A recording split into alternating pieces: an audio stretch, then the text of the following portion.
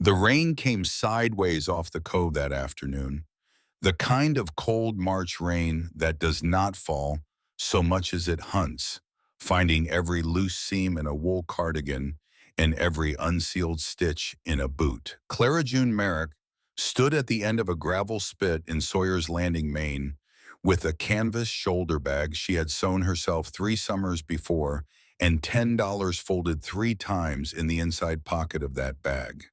She was 21 years old. She had no family who would claim her. She had no plan beyond the next hour. Behind her, the road ran 4 miles back to the nearest pavement. In front of her, the Ferry house rose from the shingle like a weathered animal that had forgotten it was still alive. Its cedar shakes were silver gray from a lifetime of salt wind. Its windows were boarded with plywood gone soft at the edges. A faded painted sign above the door read Pelham Cove Ferry, established 1897, and a rust-orange life ring hung by a single rope from a nail driven into the weathered jamb. What Clara did not know as she stood there with the rain running off the brim of her mother's old canvas hat was that up in the squared wheelhouse, crowning the peaked roof behind a brass hasp and a walnut-sized padlock long since given over to the green corrosion of 60 coastal winters, there was a sealed compass cabinet, and inside that cabinet was a drawer that had not been opened since June of 1962.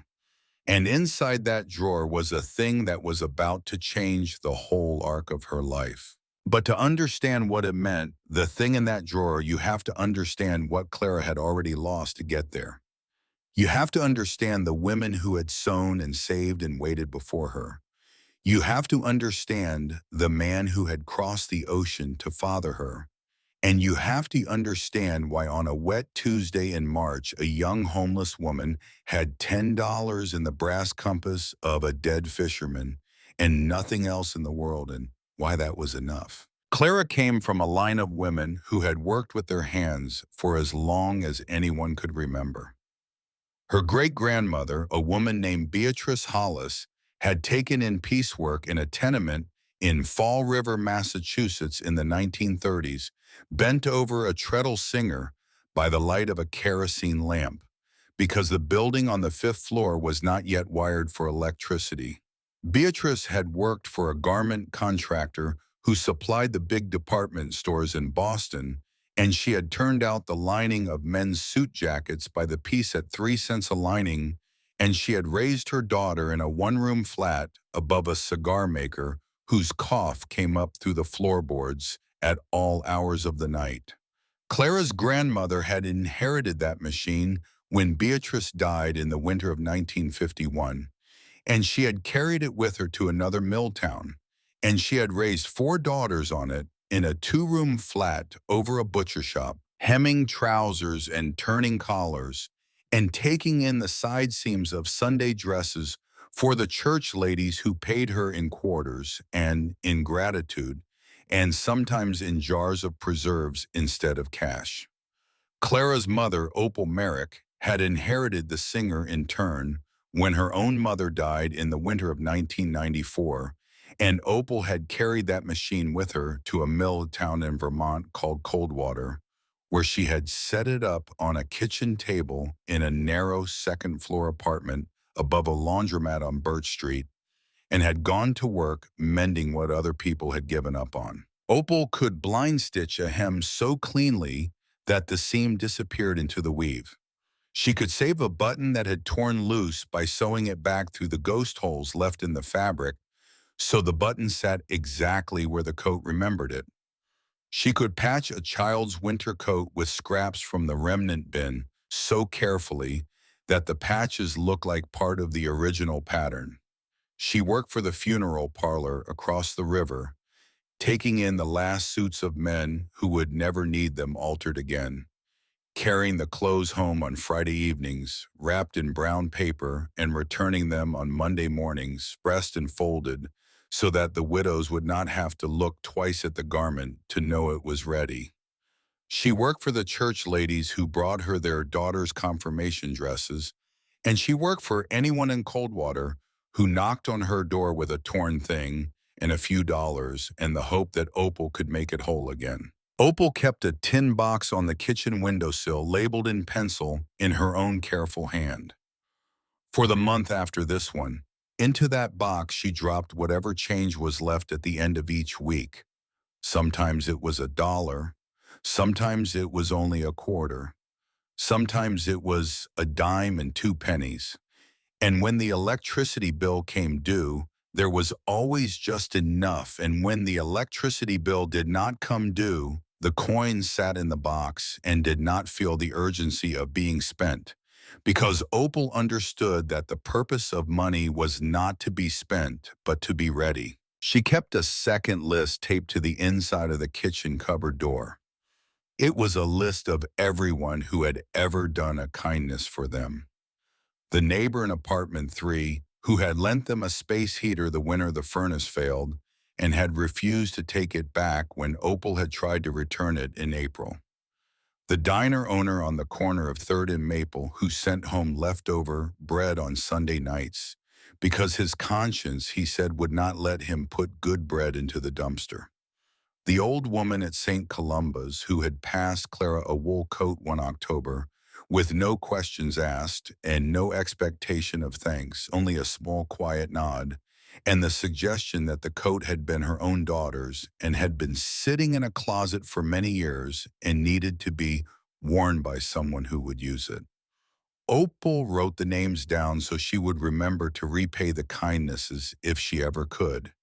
And so Clara, watching her mother add a name to that list by the pale light of the kitchen fixture, would grow up understanding that a debt of gratitude was the only kind of debt worth keeping careful books on. Clara's father was a man from the island of Fogo in Cape Verde, a volcanic speck of black sand and terraced vineyards in the middle of the Atlantic, 600 miles off the coast of West Africa.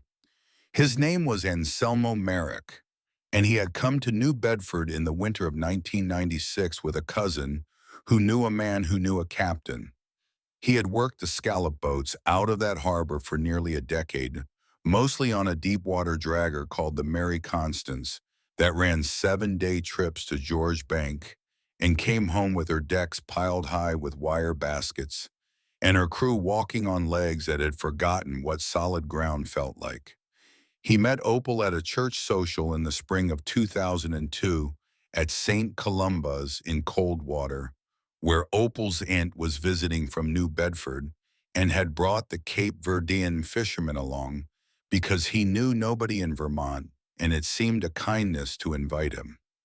Anselmo had worn his only good suit, a brown wool suit he had bought secondhand in New Bedford 2 years earlier, and he had sat at the long folding table in the parish hall with a cup of weak coffee, and he had watched Opal pouring tea for the older ladies with her sleeves rolled up past the elbows, and he had understood, in the way a man sometimes understands a thing, without being told that this was the woman he had crossed the Atlantic to find. He married Opal the following spring in a small ceremony with 12 people in attendance and a borrowed ring, and he brought her up to Coldwater to live in the apartment above the laundromat on Birch Street. He was gone at sea for 3 weeks at a time and home for 1. When he was home, the apartment smelled like diesel and salt and the strong black coffee he made on the stove in a small tin pot his own mother had pressed into his hands before he left Fogo for the last time. He would sit at the kitchen table with Clara on his knee, and he would teach her the names of the stars as the old men on Fogo had taught him the dog star and the hunter's belt and the small cluster of 7 sisters that the fishermen on his island called the sailing net, because he said when those 7 sisters rose in the eastern sky, it was time to pull in your nets and take them home. He would show her how to tie the 3 knots a fisherman needed to know the bowline and the clove hitch and the figure 8, and he would untie them again and make her do it herself, and when she got one wrong, he would not say so.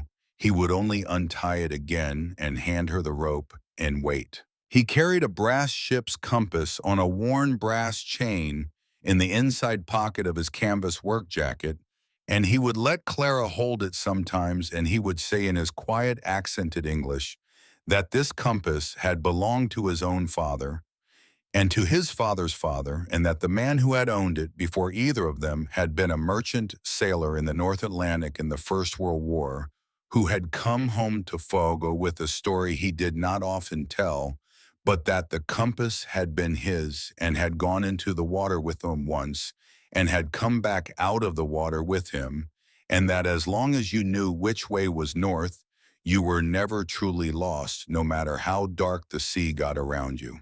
Clara understood even at 5 and 6 years old that the compass was important. She understood it the way children sometimes understand important things, not by being told, but by watching the faces of the adults who handled them.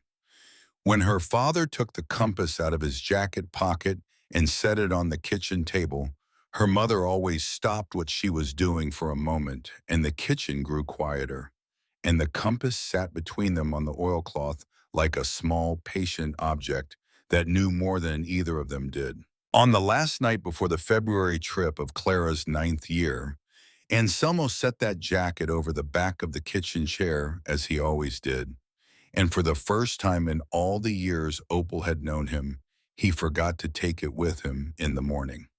He walked out the door of the apartment in his second-best jacket, a navy blue canvas coat with a corduroy collar that had once belonged to one of his cousins, and his duffel bag slung over his shoulder, and the brass compass stayed in the inside pocket of the first jacket hanging over the chair in the kitchen, where it would remain for the rest of Clara's childhood. The Mary Constance did not come back from that February trip. There was a storm that crossed the Grand Banks on a Tuesday and then turned south and east in a way the forecasters had not predicted, and the Mary Constance had been dragging deep in a canyon on the far edge of the bank when the barometer started to fall, and by the time her captain tried to run for shelter, the seas were already 40 feet in building. A Coast Guard cutter out of Boston searched for 6 days. They found a hatch cover and a life ring in an empty survival suit tangled in a piece of torn netting, and they found nothing else.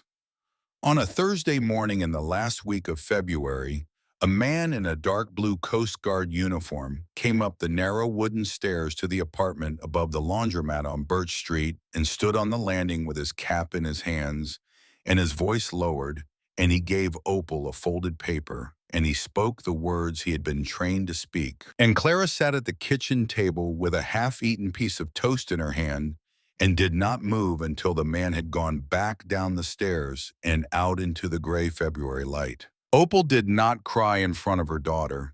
She walked the uniformed officer to the door, and she thanked him for his trouble, and she closed the door behind him with both hands. She turned to Clara and she said quietly, "We are going to finish our breakfast now, and then we are going to the post office to mail a package your father had asked me to send." And they did. They finished their breakfast, and they put on their coats, and they walked the 3 blocks to the post office in the gray February air, and they mailed the package, which was a birthday card and a small book that Anselmo had wanted to send to a nephew of his in New Bedford and had not gotten around to mailing before he left. Opal paid the $4 of postage out of the tin box on the windowsill. The postal clerk did not know yet about the Mary Constance, and Opal did not tell her, and Clara did not tell her either, because Clara understood by then that her mother was in the middle of doing something that required the world to keep being ordinary for a little longer, and Clara did not want to be the one to interrupt her mother's work. Opal did not allow herself to weep until after Clara had gone to bed that night, and Clara heard the sound of it coming through the bedroom wall at 3 o'clock in the morning, a low broken sound like a woman trying to swallow a stone, and Clara understood even at the age of 9 that her mother was doing the weeping alone on purpose, and that this was a kind of mothering that other children did not always receive, and that it was a gift and not a withholding. In the morning, Opal took the brass compass from the inside pocket of Anselmo's canvas jacket, still hanging over the chair in the kitchen where he had left it, and she placed it on the kitchen table in front of Clara, And she said, "This is yours now. You will carry it." And Clara, 9 years old in a flannel nightgown that had once belonged to one of her cousins in New Bedford, picked up the brass compass on its worn chain, and she held it, and she felt its weight and its cold, and the soft tick of the needle swinging true. And she did not cry because her mother was not crying, and because there were some things that tears could not reach. And even at 9 years old, Clara understood this. She carried that compass every day of her life from that morning forward. She wore it on its chain under her school uniform and later under her work shirts, and the brass grew warm from the skin of her chest and the needle kept swinging true. The compass became for Clara the small, steady thing that told her which direction she was moving, even when the rest of her life had no clear direction at all. She would touch it sometimes during long afternoons at the kitchen table doing homework, or during the slow walk home from school in the winter dusk, or during the quieter part of Sunday mornings when the apartment was too still. The compass did not answer questions. The compass did not tell her what to do. The compass only told her which way was north. And Clara came to understand over the years that knowing which way was north was enough to start with, even when nothing else was clear. Opal raised her the way Opal had been raised, which was to say she raised her to work. Opal taught Clara to sew first by hand and then on the old singer, and by the time Clara was 12, she could hem a pair of trousers in the time it took a pot of tea to steep. Opal taught her to iron and to fold and to save. Opal taught her the difference between fabric that wanted to be mended and fabric that had given up.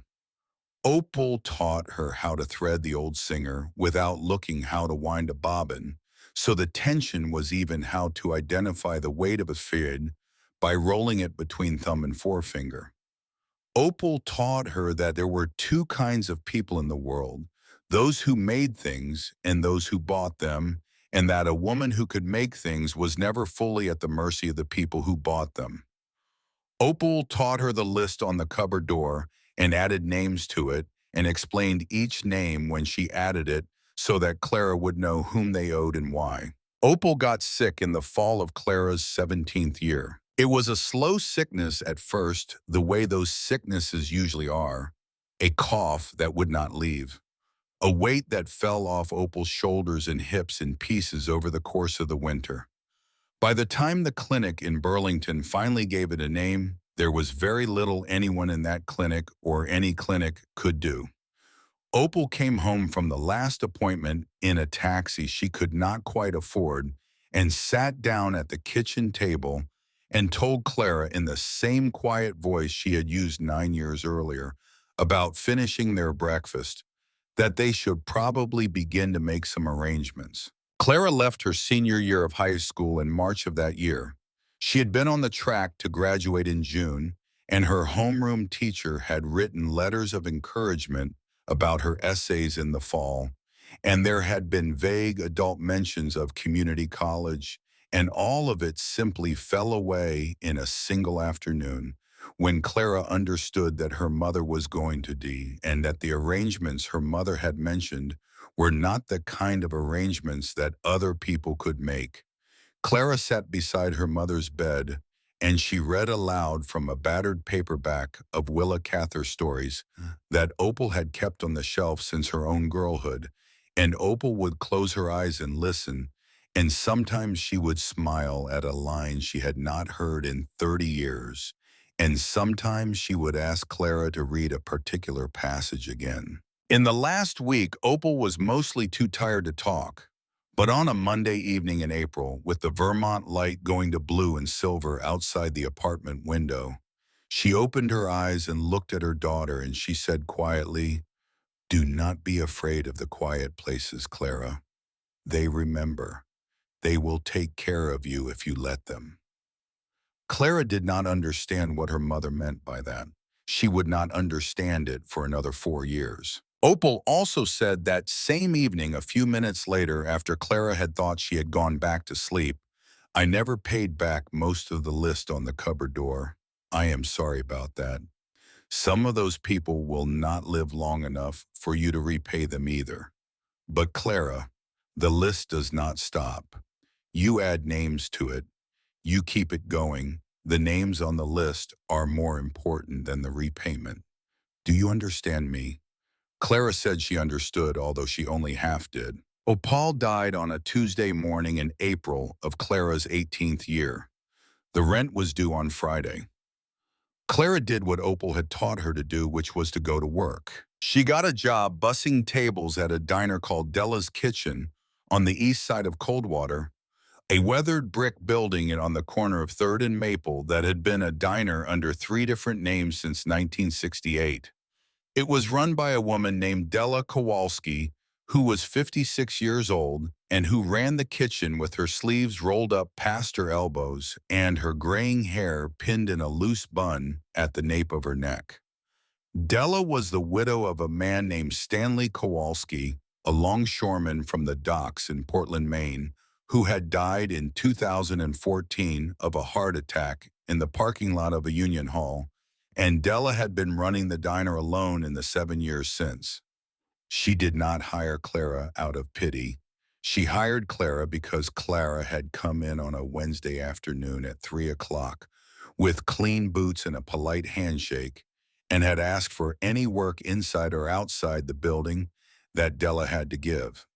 Della had watched her for an hour. The way she refilled coffee without being asked, the way she stacked plates so they would not chip, the way she said yes ma'am and no ma'am without making it sound rehearsed, and Della had offered her the busser shift and a plate of meatloaf and mashed potatoes for free.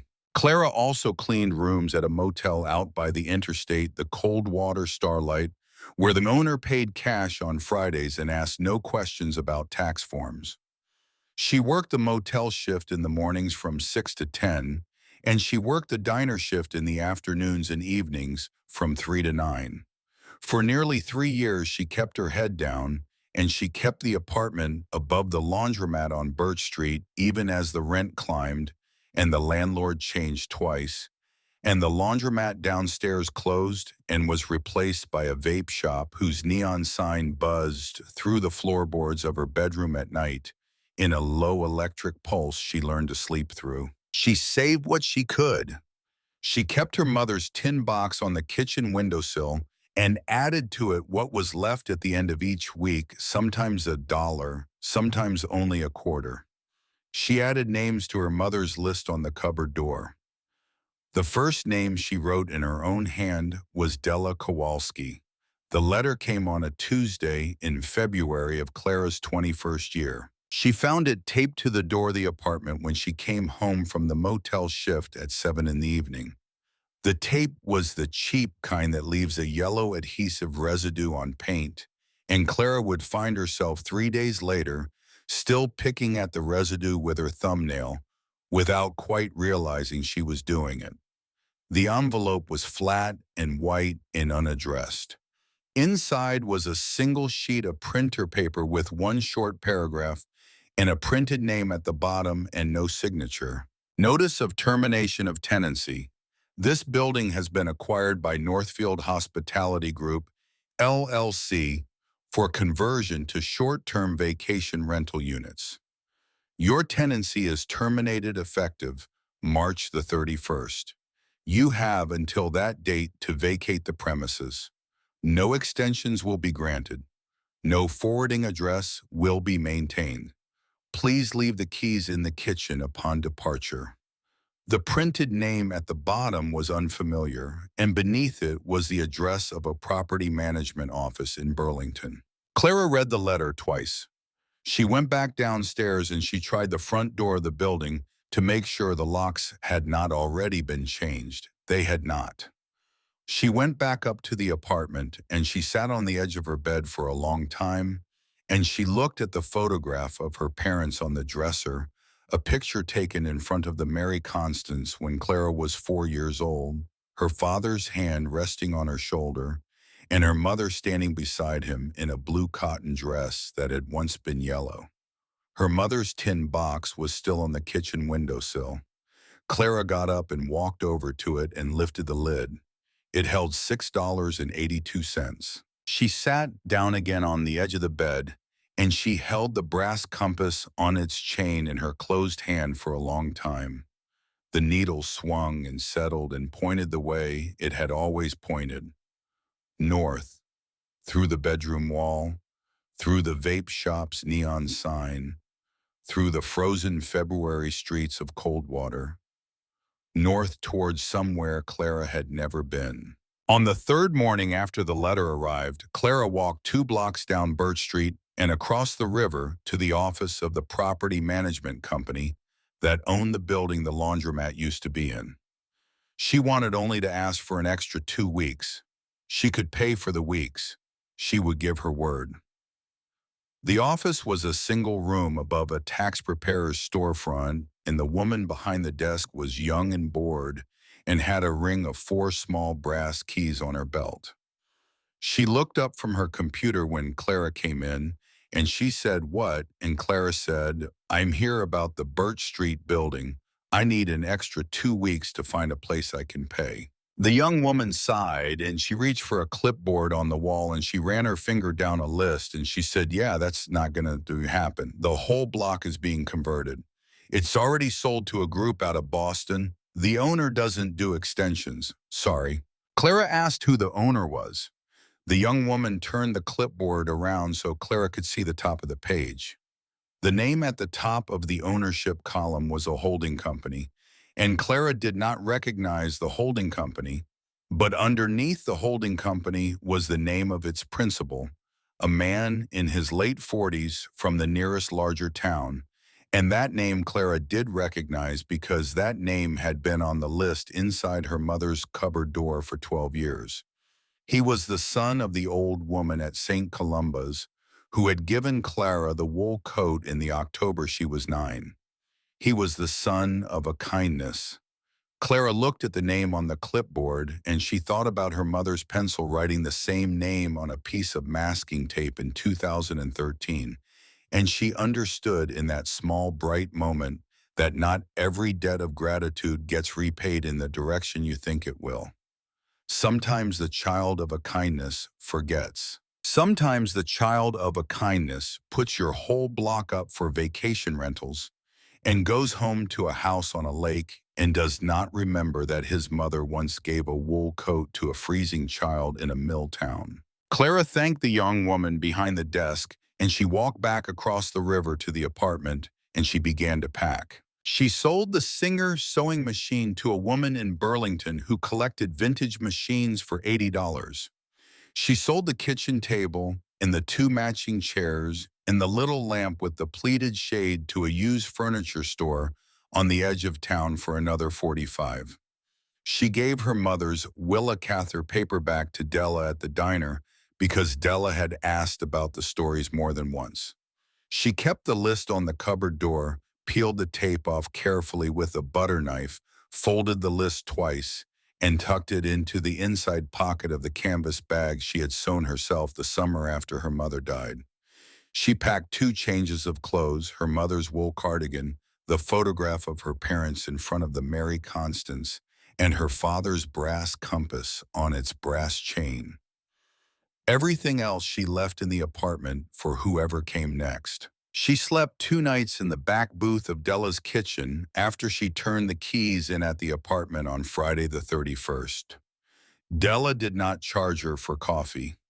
Della brought her a plate of eggs and home fries and toast in the morning without being asked, and in the evening, Della locked the front door at 10 and left the small lamp over the register burning low so Clara would not be in the dark.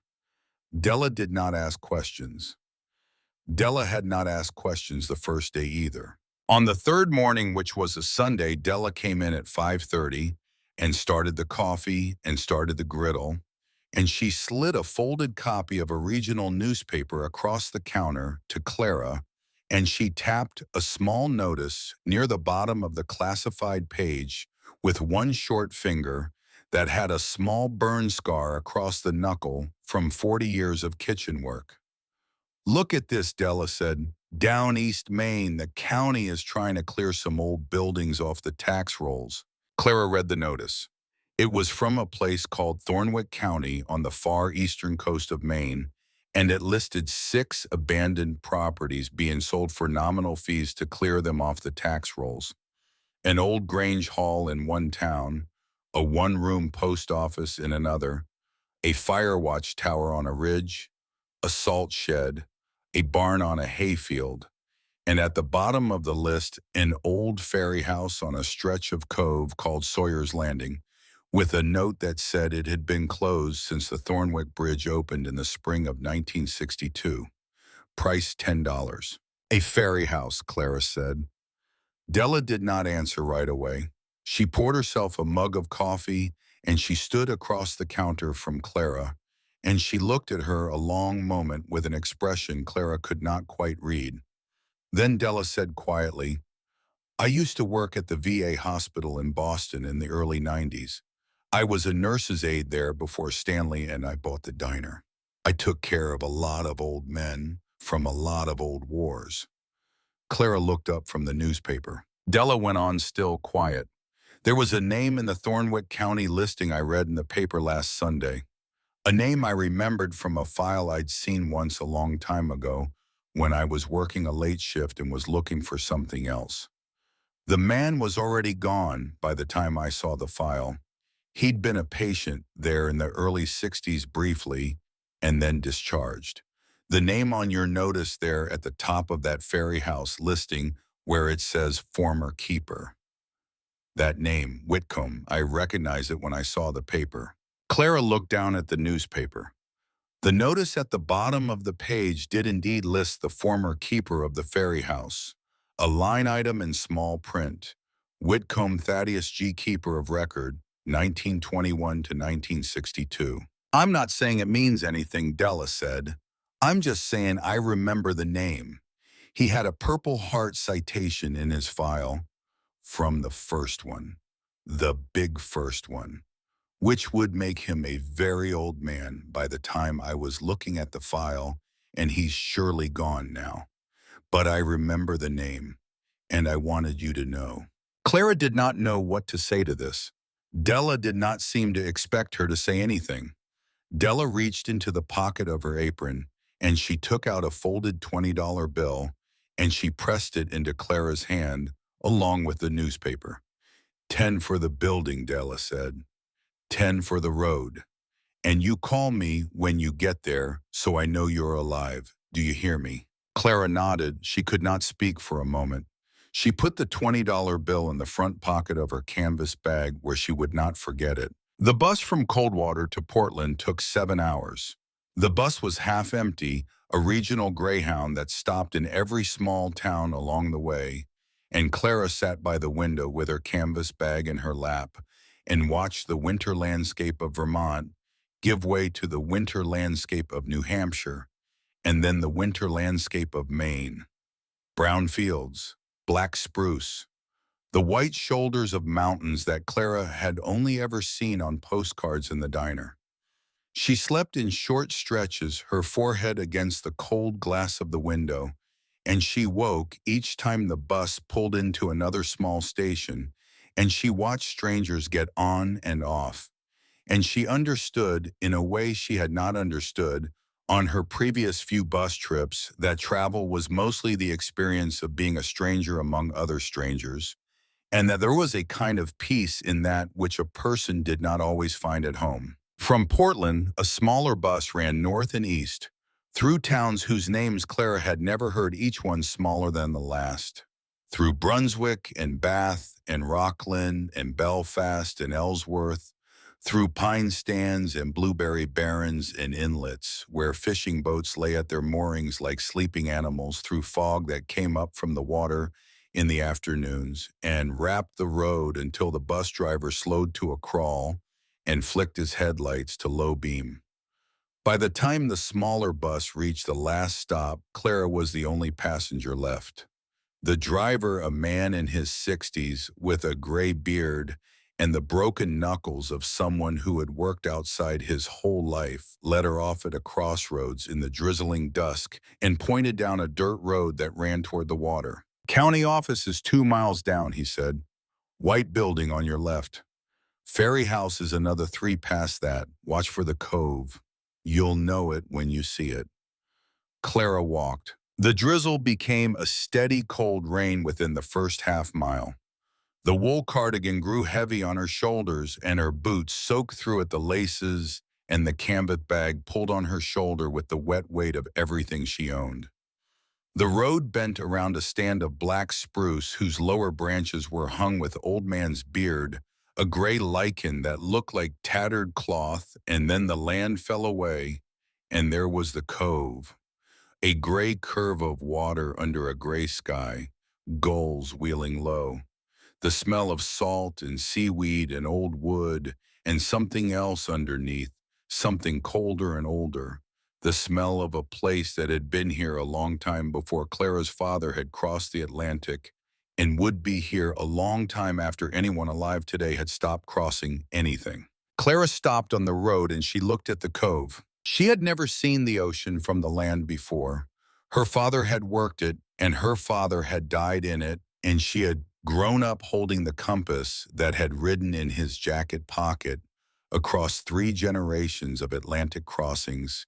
And here at the age of 21 was the first time she had stood on solid American earth and looked at the sea. It was not what she had expected. It was not an enemy. It wasn't a grave. It was plain and patient as a sleeping animal, and it rose and fell with the slow breathing that had nothing to do with her father or with anyone else it had ever taken. Clara understood, standing there in the rain with her mother's cardigan soaked through to her skin, that the sea had not been angry at her father. The sea was never angry at anyone. The sea was simply the sea, and it would be here tomorrow, and her father would not. And this was not a cruelty, but a fact. And some facts a person had to walk out into the rain to finally accept. She adjusted the canvas bag on her shoulder, and she walked on. The county office was a single-story, clapboard building with a hand-painted sign that read, Thornwick County Clerk's Office. The windows were lit a warm yellow against the wet gray of the afternoon. Clara climbed 3 wooden steps to a covered porch, and she opened the door and she stepped inside, and the bell above the door rang, a small, flat, honest bell. Sound, and a woman looked up from behind the counter. The woman was in her early 60s. Her hair was iron gray, pinned back with 2 tortoiseshell combs. She wore a navy cardigan over a white blouse and a pair of reading glasses on a beaded chain around her neck. She had a mug of tea at her elbow and a crossword puzzle folded open on the counter in front of her. Her name, according to the small brass plate on the counter, was Hazel Kincaid, Assistant Clerk County of Thornwick, State of Maine. Hazel Kincaid took in the wet canvas bag and the soaked boots and the young face with the cold rain still running off the brim of the old canvas hat, and her expression did not change toward pity, and it did not change toward dismissal. It changed in a different direction entirely. It changed toward recognition. "You're here about the Ferry House," Hazel said. It was not a question. "Yes, ma'am," Clara said. Hazel Kincaid set down her pencil. She closed the crossword puzzle. She reached under the counter for a thick leather-bound deed book with a cracked spine and a label that read Thornwick County Properties Volume 4, and she placed it on the counter between them, and she opened it to a page that had already been marked with a long green ribbon of the kind that hymn books used to have. Clara looked at the open book. The page showed a handwritten deed entry in brown ink. The old ink turned almost sepia with age, and the deed was for the ferry house at Sawyer's Landing, and the last line of active text on the page was dated June the 15th, 1962, and after that last line there was nothing, only the long, slow blankness of a page that had been waiting 64 years for a second entry. "I came to work in this office in the spring of 1982, Hazel Kincaid said. 44 years ago come April.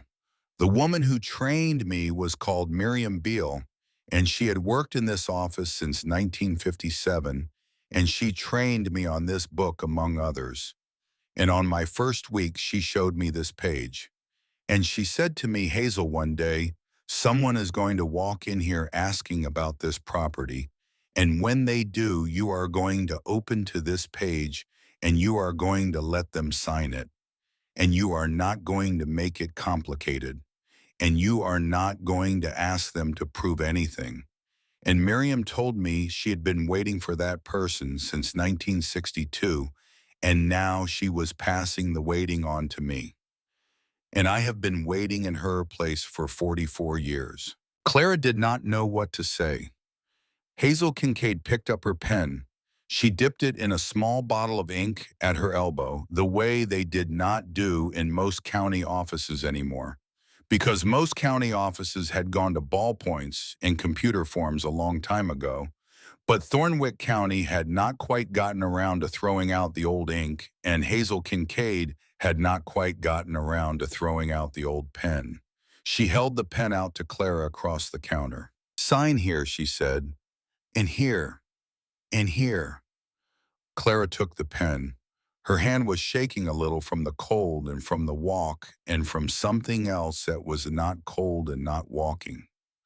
She steadied the pen against the edge of the deed book. She signed her name 3 times in her mother's careful hand, the same hand Opal had drilled into her, at a kitchen table in a Milltown apartment above a laundromat when Clara was 8 years old. Clara June Merrick, Clara June Merrick, Clara June Merrick. She placed the $10 bill on the counter.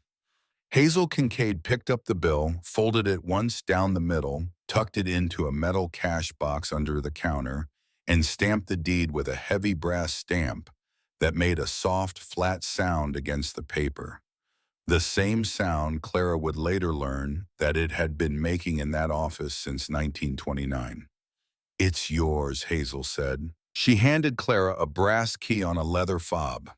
The fob was worn smooth and dark with the oil of a hand that had not been Clara's hand, a hand that had carried this key for a very long time before it had been given up. "I'll drive you down," Hazel said. "That rain will kill you before you get there on foot." Clara stood for a moment at the counter with the key in her palm and the deed open in front of her, and the brass stamp still visible on the paper and her mother's careful signature drying in brown ink on a page that had been waiting for it for 64 years. And she thought, without quite knowing why, about the compass around her neck and about her father and about her mother's voice in the last week saying, "Do not be afraid of the quiet places they remember." And she thought about Della 3 days ago putting a folded $20 bill into her hand and saying the name Whitcomb, and how that name had traveled from a file in a Boston VA hospital in the 1990s through the memory of a kitchen aide who had become a diner owner, to a newspaper notice, to a bus station, to a dirt road in a rain, to this counter, to this key in her hand. Clara understood that something had been moving toward her for a long time. She did not yet know what it was. She did not yet know that up in the wheelhouse of the building, whose key she now held behind a brass hasp and a walnut-sized padlock green with 60 winners of coastal corrosion, there was a compass cabinet and with a sealed drawer. She did not yet know what was in that drawer.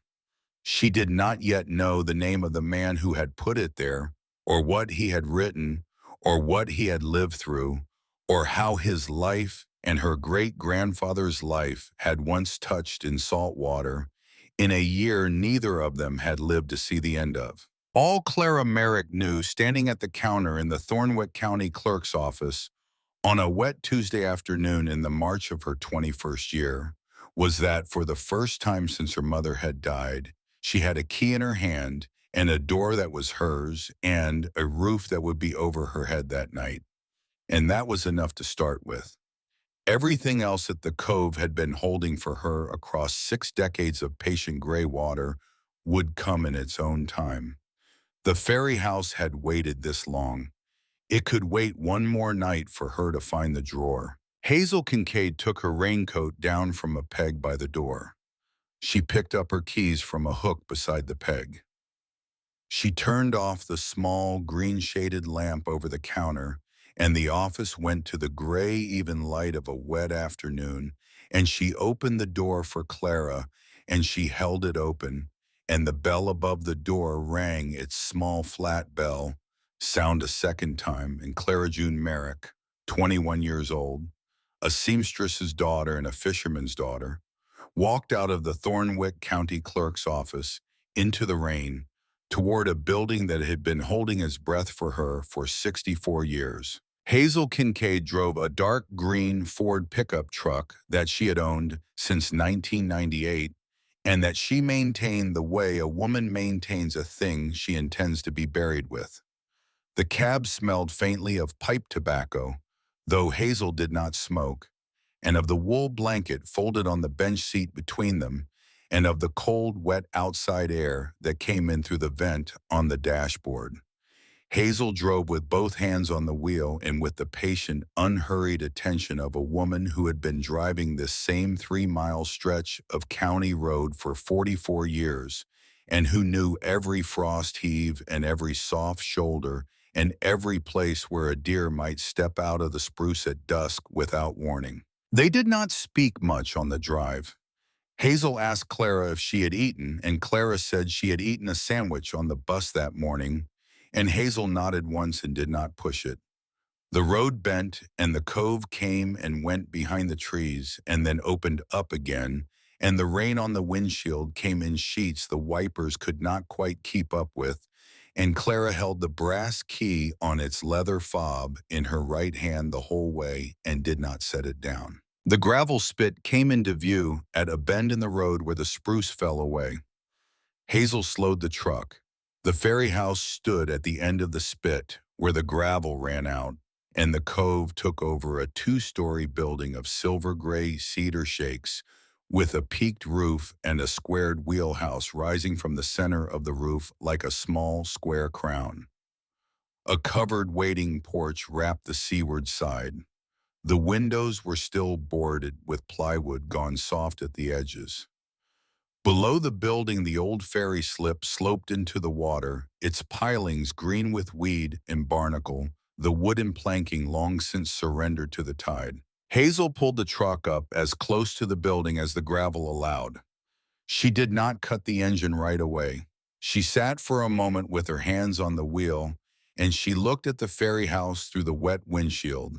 And Clara understood without being told that Hazel had sat in this exact spot, in this exact truck, many times over the last 44 years, looking at this building, wondering when the person she was waiting for would finally arrive. Hazel cut the engine. She reached behind the seat and she brought out a canvas grocery bag that Clara had not noticed before. She set the bag on the bench between them. Bread, Hazel said. Cheese.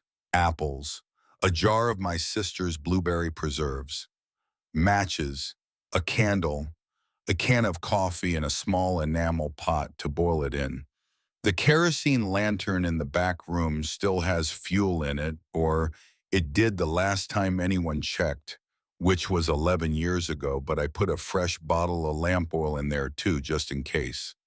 I'll come back tomorrow morning. There's a cot in the back room if the mice haven't claimed it. If they have, you let me know, and we'll take care of that. The padlock on the front door is the county's.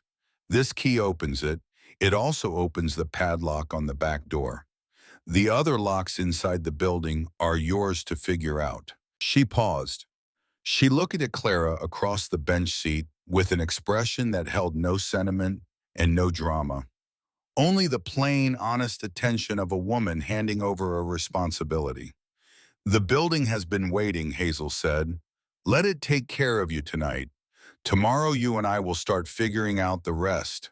Clara carried the grocery bag and her canvas shoulder bag up the 3 wooden steps to the covered waiting porch. Hazel waited in the truck until Clara had the brass key in the padlock and the padlock in her hand and the door swinging open on its hinges. Then Hazel raised one hand from the wheel in a small flat gesture that was not quite a wave, and she backed the truck down the gravel spit and she turned, and the green Ford disappeared around the bend in the spruce. Clara stood in the open doorway with the rain coming down behind her, and she looked into the front room of the Ferry house for the first time. The front room had been the old passenger waiting area. A long wooden bench ran the length of one wall, its seat polished to a soft gray by 65 years of passengers waiting for the boat. A pot-bellied stove stood in the corner, black cast iron with a bent flue pipe rising to the ceiling. A ticket window with a wooden shutter pulled down occupied the wall opposite the bench. The floorboards were wide pine scuffed to a soft gray, where thousands of feet had shuffled across them waiting for the ferry to come in. The air smelled like cold tar and cedar, and the faint mineral ghost of seawater, and underneath all of it, very faintly, something older. Pipe tobacco, the dry ghost of a man who had once kept this room warm. Clara set her canvas bag down on the bench. She set the grocery bag beside it. She closed the front door behind her, and the sound of the rain went instantly muffled and far away as if she had stepped into a different weather. She stood for a moment in the dim gray light that came through the chinks in the boarded windows, and she listened to her own breathing, and she felt for the first time since the Coast Guard officer had climbed the stairs in Coldwater 12 years ago, the feeling of not being afraid of the next hour. She found the kerosene lantern on a shelf in the back room exactly where Hazel had said it would be. She found the tin of matches beside it. The back room held the cot Hazel had mentioned, and a small iron cook stove, and a shelf with 3 tin cups and a chipped enamel basin. Clara struck a match and she lit the lantern, and the yellow light bloomed into the room and pushed the gray afternoon back against the walls, and Clara lifted the lantern by its wire bail, and she began slowly to walk the building. She walked the front room first. She ran her hand along the back of the long bench. She opened the wooden shutter of the ticket window and looked through it into a small office on the other side where a roll-top desk sat against the wall with its timbre closed. She walked to the pot-bellied stove and opened its iron door and looked inside, and the firebox was empty, but clean, and there was a small, neat pile of kindling stacked beside the stove, as if whoever had last been in this room had expected to come back in half an hour and had simply never come back. She walked the back room next. She set the lantern on the small iron cook stove, and she opened her canvas bag, and she took out her mother's wool cardigan and hung it over the foot of the cot to dry. She took out the photograph of her parents in front of the Mary Constance, and she set it on the shelf beside the 3 tin cups. She took out the folded list from her mother's cupboard door, and she smoothed it against the surface of the shelf, and she set it beside the photograph because wherever she slept now, the list would sleep there too. She took off the brass compass from around her neck, and she held it for a moment in the yellow lantern light, and the needle swung and settled and pointed the way it had pointed since her father had first pressed it into her hand, and she set the compass down on the shelf beside the photograph where she could see both of them from the cot. Then she climbed the stairs. The stairs rose in a narrow corner of the back room, old pine treads worn in the middle by the boots of a man who had climbed them twice a day for 41 years. At the top of the stairs, there was a single long room that ran the full length of the building under the peaked roof, and at the center of that room, rising above the level of the roof into the squared wheelhouse, was a short second flight of steps up into the wheelhouse itself. Clara carried the lantern up the second flight. The wheelhouse was smaller than she had expected and higher than she had expected, and the windows on all 4 sides gave a view out over the cove that was dim and gray in the wet afternoon but would be, Clara understood without being told, the best view anywhere on this coast in fair weather. A spoked wooden wheel stood in the center of the room on a polished wooden column. A brass throttle lever, green with verdigris, rose beside it.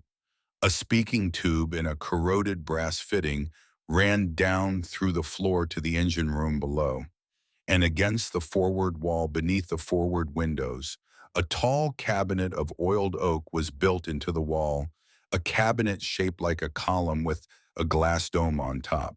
It was the compass binnacle, the housing that had held the ferry's magnetic compass in its gimbal mount for 65 years. The glass dome on top was cracked in one long hairline that ran from the rim to the center, but the dome was intact. The cabinet below the dome had two small doors held shut by a brass hasp, and the hasp was closed with a tiny padlock about the size of a walnut. And the padlock was green with corrosion, and Clara could see, even in the lantern light, that the padlock had not been touched in a very long time. She knelt down in front of the cabinet on the wheelhouse floor. She set the lantern on the deck beside her. She put her hand on the padlock. The padlock came apart in her fingers at the first pull. The hasp swung free. Clara opened the two small doors. Inside the cabinet beneath the compass mount was a flat drawer fitted snug to the bottom of the housing. It had no handle. It had only a small, shallow indentation at the front edge where a finger could be hooked to draw it out. Clara hooked her finger into the indentation, and she drew the drawer out, and the drawer moved with the slow reluctance of wood that had been closed a very long time, and then it slid free of the cabinet and into her lap. Inside the drawer was an oilcloth bundle. On top of the oilcloth bundle was a small dark object on a faded purple ribbon. Clara lifted it into the lantern light. It was a bronze medal in the shape of a heart cast with a profile of a general in a tricorn hat, and the ribbon was purple with a narrow white border. Clara knew what it was because she had read about these once in a library book in Coldwater when she was 15. It was a Purple Heart, the medal given by the United States military to a soldier who had been wounded in combat. Beside the Purple Heart, tied with a faded blue ribbon, was a stack of envelopes, and on top of the envelopes was a single folded letter not yet sealed. Clara set the Purple Heart gently on the floor of the wheelhouse beside the lantern. She lifted the oilcloth bundle out of the drawer. She set the drawer aside. She untied the oilcloth and she folded it open across her lap. Inside the oilcloth were bundled banknotes. Some of them were the large format currency that the United States had printed before 1929 and that Clara had only ever seen in museum cases. Some of them were newer, the smaller bills that had replaced the old currency during Clara's grandmother's girlhood. All of them were stacked in careful bundles held together with paper bands, and the paper bands had yellowed and crumbled at the edges but had not come apart. Clara began to count. She counted slowly twice and then a third time to be certain. The total was $11,460. She sat very still on the wheelhouse floor for a long moment with the money in her lap and the Purple Heart beside her, and the lantern throwing a yellow circle of light across all of it. Outside the wheelhouse windows, the rain had slowed to a fine mist, and the light on the cove had gone to the particular gray-silver of a late March afternoon. On the Maine coast, in a gull called somewhere out over the water, the long, lonely cry of a bird that had been calling over this same cove for longer than any human memory. Clara set the money carefully back into the oilcloth. She picked up the unsealed letter from the top of the stack of envelopes. The paper was thin and the ink was brown with age, but the handwriting was clear, and even the hand of a man who had written many letters in his life. The letter was dated June the 14th, 1962. To whoever finds this, the letter began. My name is Thaddeus G. Whitcomb.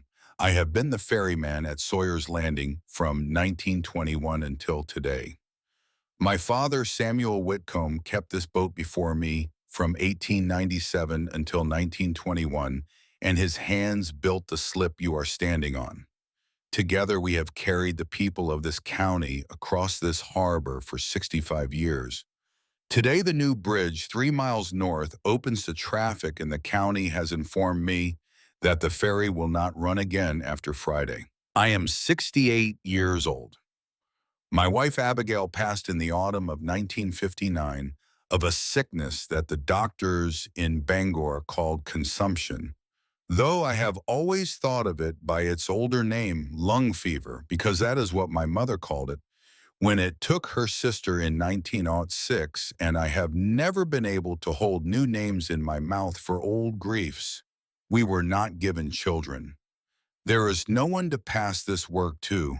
The building will be locked and forgotten when I turn the key for the last time on Friday evening. I have saved a portion of every fare I ever took from 1921 until this spring for a thing I called in my own private accounting the waiting fund.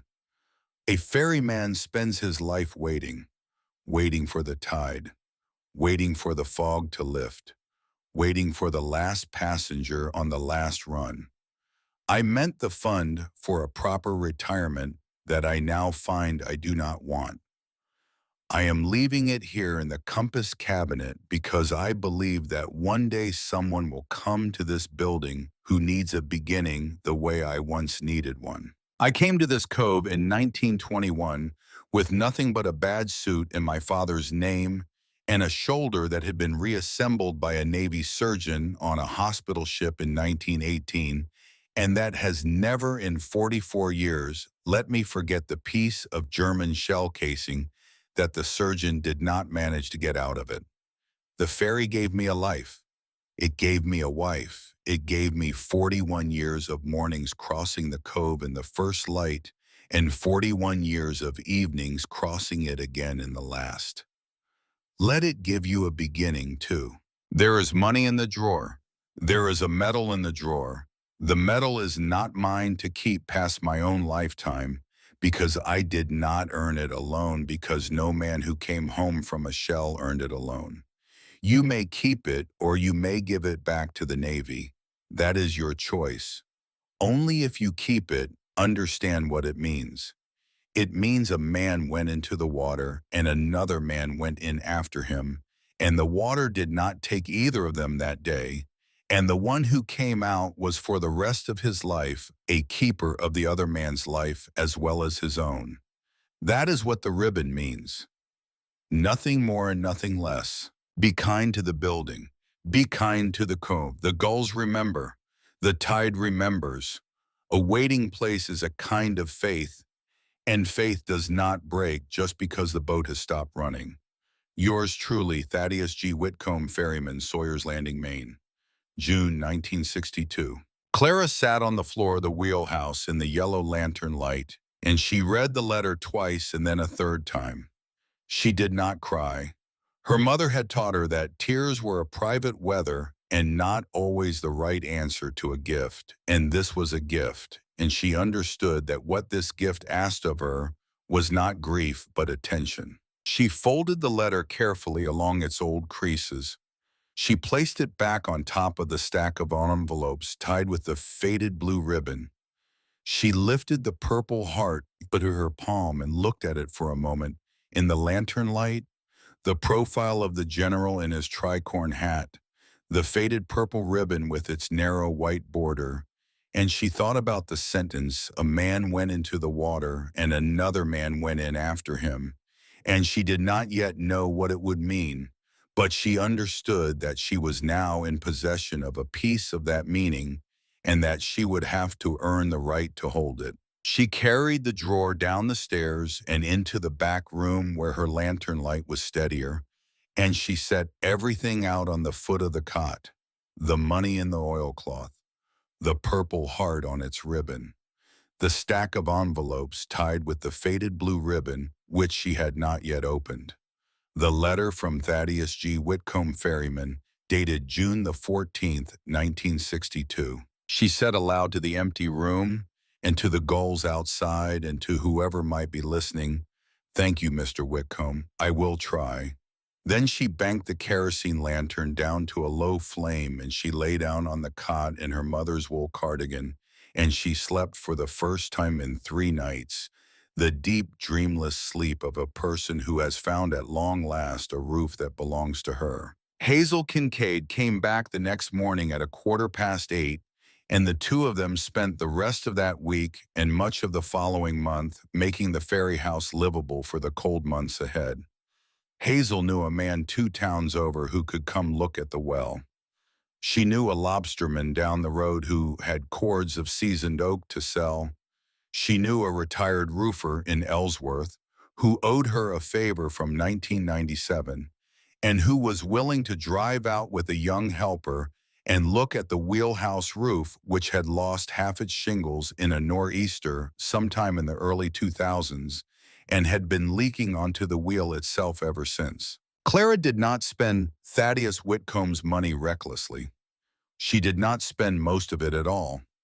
She kept the bulk of it in a small metal lockbox that Hazel helped her buy at the hardware store in the next town over, and she kept the lockbox in the bottom of the compass cabinet where the drawer had been, because it seemed right that the waiting fund should continue to wait in the place that had waited with it.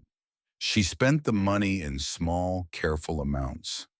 A bundle of cedar shingles from the lumber yard outside Ellsworth, a bucket of roofing tar, a second-hand kerosene cook stove in better condition than the one already in the back room, a proper mattress for the cot, a wool blanket, 2 pairs of leather work gloves, a claw hammer, a cross-cut handsaw, a brace and bit, and a box of galvanized nails. She learned to shingle a roof by watching an instructional video on the public computer in the library in Ellsworth, and then by watching the retired roofer, whose name was Frank Sutter, show her how his father had taught him to lay a course. Frank was a man in his 60s with sawdust permanently worked into the creases of his boots and a careful, quiet way of explaining things that assumed Clara was capable of learning them the first time. He brought his son Gabe with him, a soft-spoken carpenter in his late 30s, who did not waste words either, and the three of them worked on the wheelhouse roof for 4 Saturdays in April, and by the time the work was done, Clara could lay a course of cedar shakes that would still be holding tight against the north wind in 20 years. Frank Sutter stood on the roof on the last Saturday, wiping his hands on a rag, looking out over the cove at the incoming tide, and he said, almost to himself, "My father crossed this harbor on Whitcomb's Ferry, 1936 through 1941, going to his uncle's place on the far side." He said Mr. Whitcomb never once failed to greet him by name. He said Mr. Whitcomb had a way of remembering a child's name after only meeting that child one time. He said that. Frank Sutter did not say anything else. He climbed down the ladder and he got into his truck with his son and he drove away, and Clara understood that Frank Sutter had paid a debt that afternoon that he had been carrying around in his pocket since his father died, and that Clara's role in the paying of it had been to simply stand on the roof and witness it. Hazel came on Wednesdays with a thermos of tea and a tin of ginger cookies her sister baked in a village 14 miles inland. Dutch Verrill, a lobsterman from the next cove over, a stocky man in his 70s with a gray crew cut and the slow, deliberate way of moving that comes from a lifetime of working small boats in rough water, began leaving a pair of fresh-caught lobsters in a galvanized bucket on the waiting porch once a week without ever knocking. He had been, as Hazel told Clara later, a rifleman with the 1st Marine Division at the Chosin Reservoir in the winter of 1950, and he had come home to Thornwick County in 1953 and had not, to Hazel's knowledge, ever spoken to a single living soul about any of it. He expressed his opinions about the world by means of lobsters left in buckets, and Hazel said Clara would do well to understand that a bucket of lobsters from Dutch Verrill was the Thornwick County equivalent of a formal diplomatic statement of good faith. A retired school teacher named Mrs. Edith Gallagher drove out in a station wagon one afternoon in early May with the back seat full of linen curtains she had sewn herself on an old Kenmore.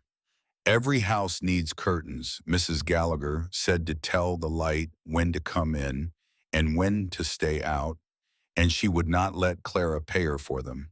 And she stayed for a cup of tea, and she told Clara about her own mother, who had crossed Whitcomb's Ferry every Sunday in the 1940s to attend the Methodist church on the near side, and who had once, as a girl of 12, dropped her confirmation Bible into the cove by accident, and Thaddeus Whitcomb had tied off his wheel and gone down to the lower deck with a long-handled boat hook and fished the Bible out of the water before the tide could carry it under the slip, and had handed it back to her with the pages dripping, and had said quietly, "These words are waterproof. Even if the paper isn't, don't worry," and had refused the fare for that crossing because he said a Bible that had been in the cove was a Bible that the cove had blessed, and a blessing did not cost anything to carry home. Buck Lanchier, a quiet man in his 40s with a beard and weathered hands, delivered firewood in an old flatbed.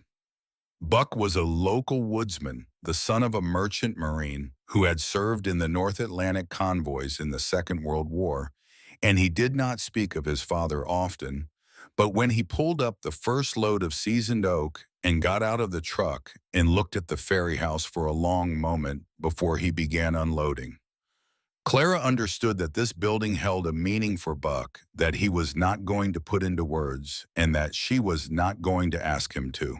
Buck stacked the firewood with Clara against the south wall of the waiting porch in careful rows, smallest pieces on the outside so the stack would not collapse, a gap of 2 inches between the bottom row and the boards of the porch, so air could move underneath.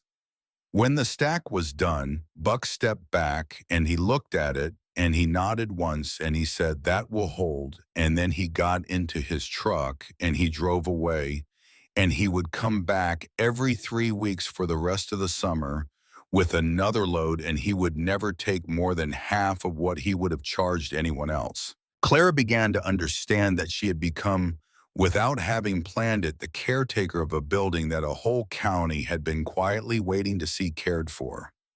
Thornwick County had been watching the ferry house fall in on itself for 60 years, and most of the people who remembered Thaddeus Whitcomb personally were gone now, and the ones who were left had carried the memory of him in their pockets for 6 decades without knowing quite what to do with it. And now suddenly there was a young woman living in the building, a young woman with a brass compass around her neck and a canvas bag she had sewn herself, in the quiet, unfussy manner of a person who had been raised by a woman who also had not fussed.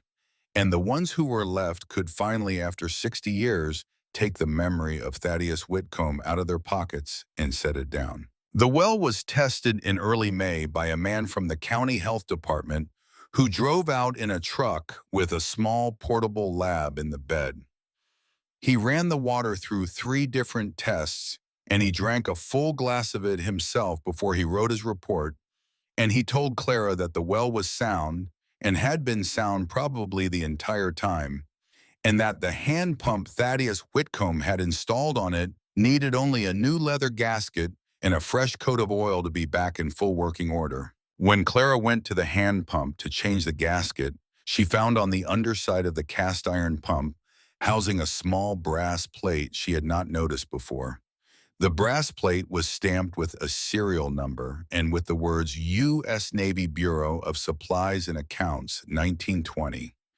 She stood in the wet grass behind the ferry house for a long moment, looking at that plate, and she understood that Thaddeus Whitcomb had come home from the war in 1918 and had at some point in the years after acquired a surplus Navy hand pump from the Bureau of Supplies and Accounts and had installed it on the well behind his ferry house, and that she had been drinking water from that pump for 6 weeks without knowing it had been turned by a Navy man's hands before it had been turned by hers. She began to look for other brass plates. She found a small one on the underside of the ticket window shelf. She found another on the inside of the pot-bellied stove door, a thin oval engraving that read, "Property of U.S. Navy Yard, Portsmouth, reissued 1921, civilian use permitted." She found a third on the base of the speaking tube in the wheelhouse, and a fourth on the hinge of the ticket drawer, and a fifth stamped into the back of the long wooden bench in the waiting room, where a passenger sitting with his back to the wall would never see it, but where a man building the bench from scavenged ship timbers would put a mark for his own accounting. Thaddeus Whitcomb had built his life, it seemed, out of the pieces the Navy had been willing to let him take home. The Ferry house was in its quiet way a monument to one man's patient negotiation with a country that had sent him to a war at 23 and had returned him at 24 with a shoulder full of metal and a letter of honorable discharge and not much else, and who had gone to work the next morning on his father's boat and had built out of surplus and persistence a life worth living. The stack of envelopes tied with the faded blue ribbon Clara had not yet opened. She had carried the drawer down from the wheelhouse on the first night, and she had set the oilcloth money bundle in the lockbox, and she had set the Purple Heart on the shelf in the back room beside her father's brass compass and the photograph of her parents.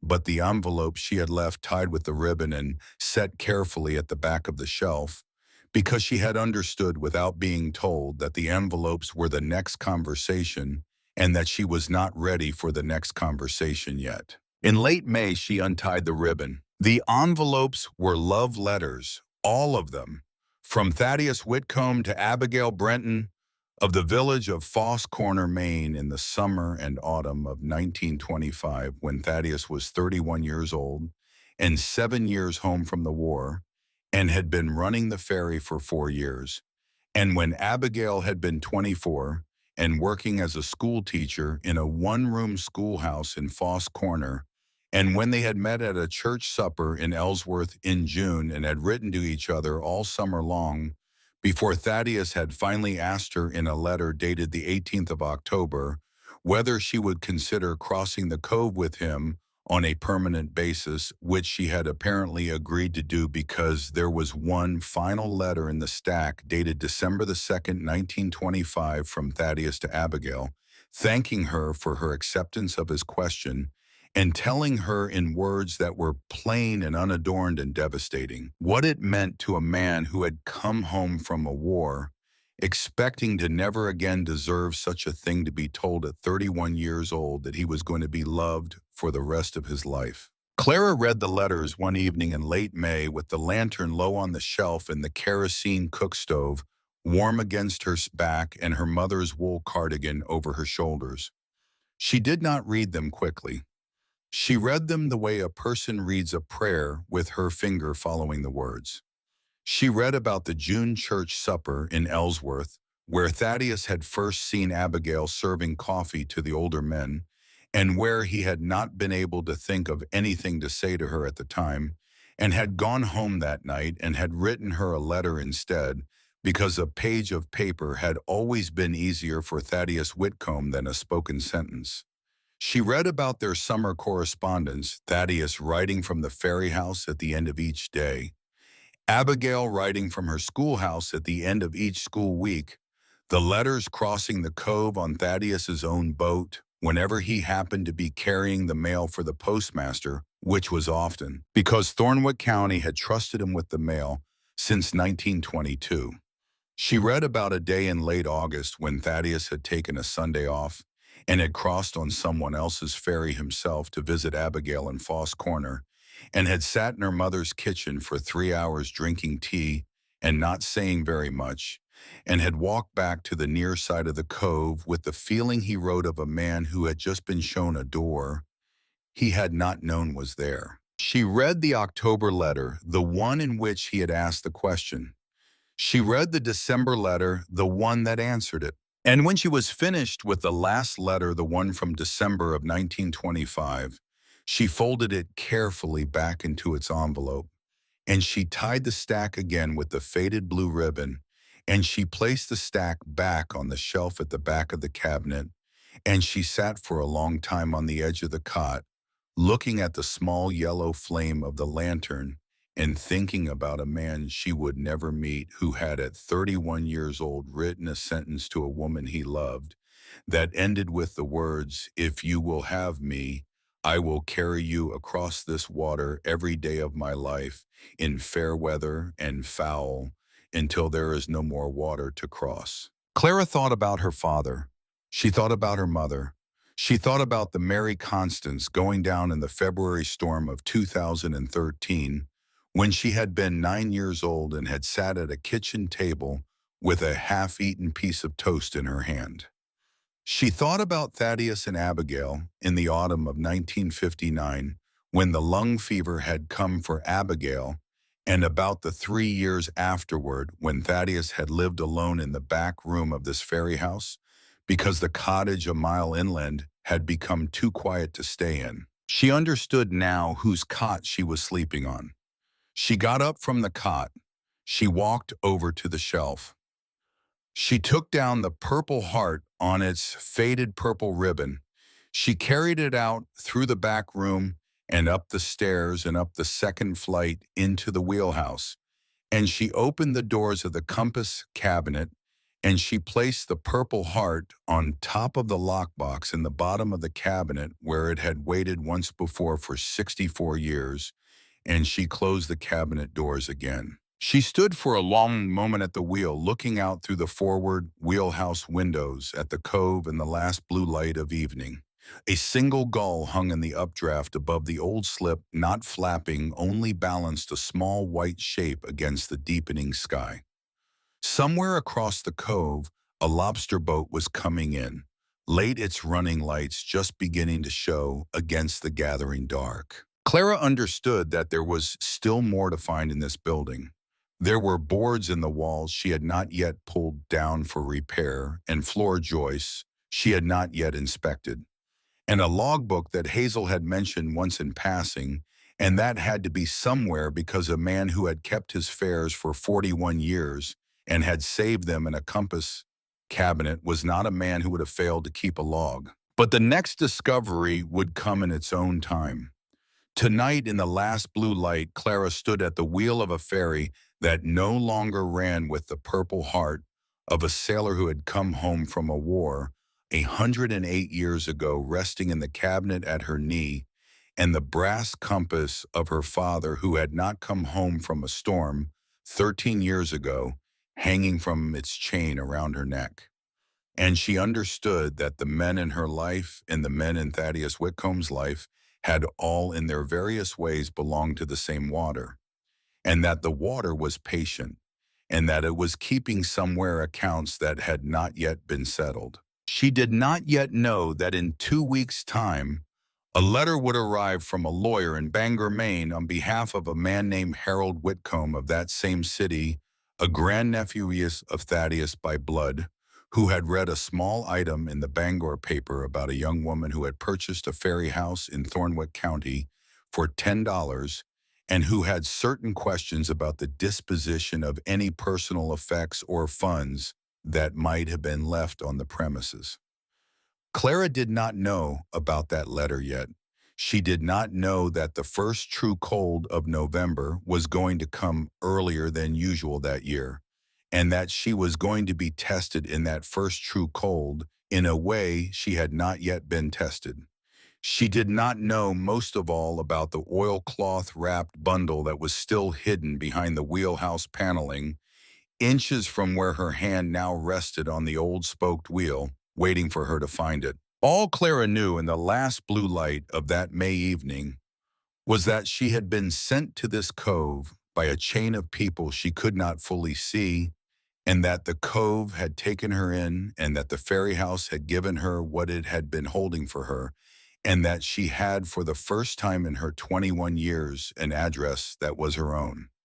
It was the end of May, and the water was calm, and the ferry house stood silver gray and solid at the end of the gravel spit, and a gull was hanging in the updraft above the slip, and somewhere in the wheelhouse behind her, an old building was keeping its own quiet accounting of a story that still had 3 chapters to run. The letter from the lawyer in Bangor arrived on a Thursday in the second week of June, in a cream-colored envelope with a law firm's seal in the upper corner, and Clara's name typed on a label that had been affixed to the front of the envelope with slightly crooked precision.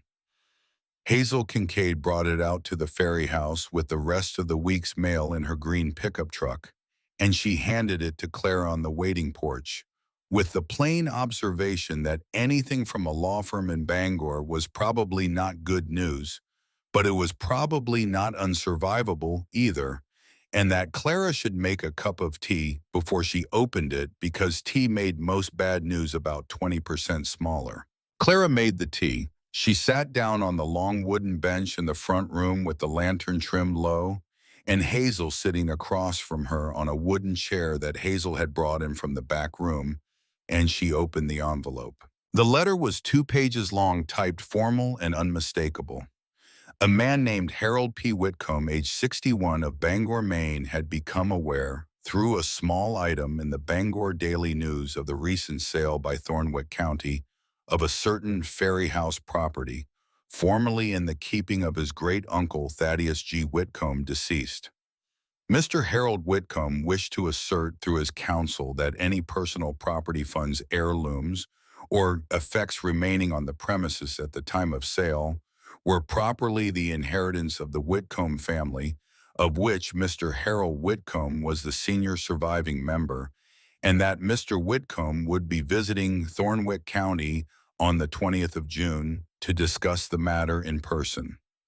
Counsel would appreciate Miss Merrick's cooperation in the matter. Counsel trusted that the matter could be resolved without the necessity of formal proceedings. Clara read the letter through twice. She set it down on the bench beside her. She looked at Hazel. Hazel took a slow breath, and she picked up her mug of tea with both hands, and she said quietly, "I suspected something like this might come. I hoped it wouldn't, but I suspected." Clara said, "Who is he?" Hazel said, "He is the grandson of a younger brother of Thaddeus Whitcomb.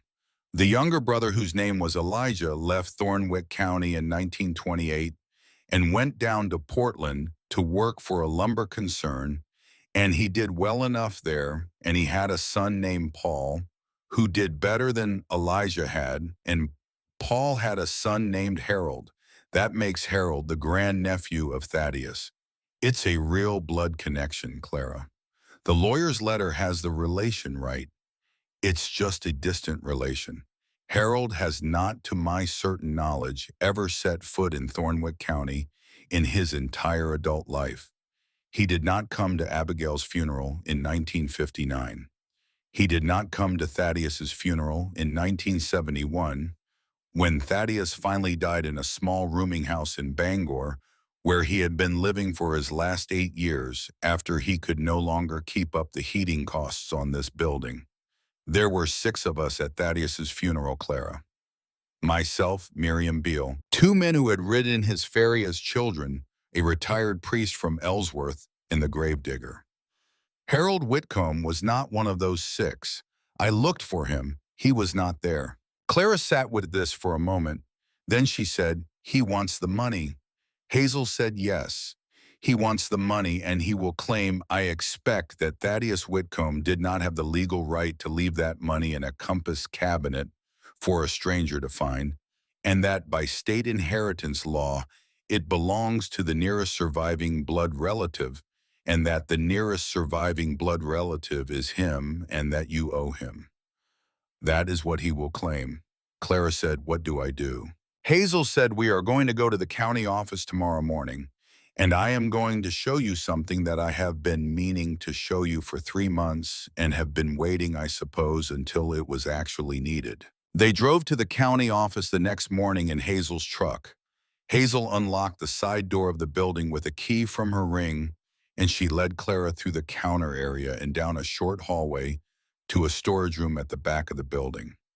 The storage room was lined on 3 walls with gray metal filing cabinets, and in the 4th wall, there was a single small window looking out into the blueberry barrens behind the office, and the morning light came through the window, gray and level and steady.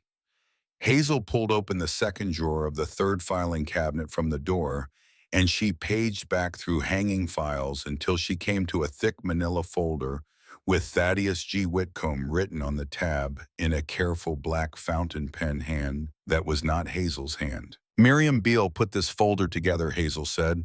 Between 1962 and 1982, she had 20 years to work on it, and she was a thorough woman. She finished it the year before I started, and she handed it to me on my first day, and she told me to put it in this cabinet and to leave it there until somebody needed it.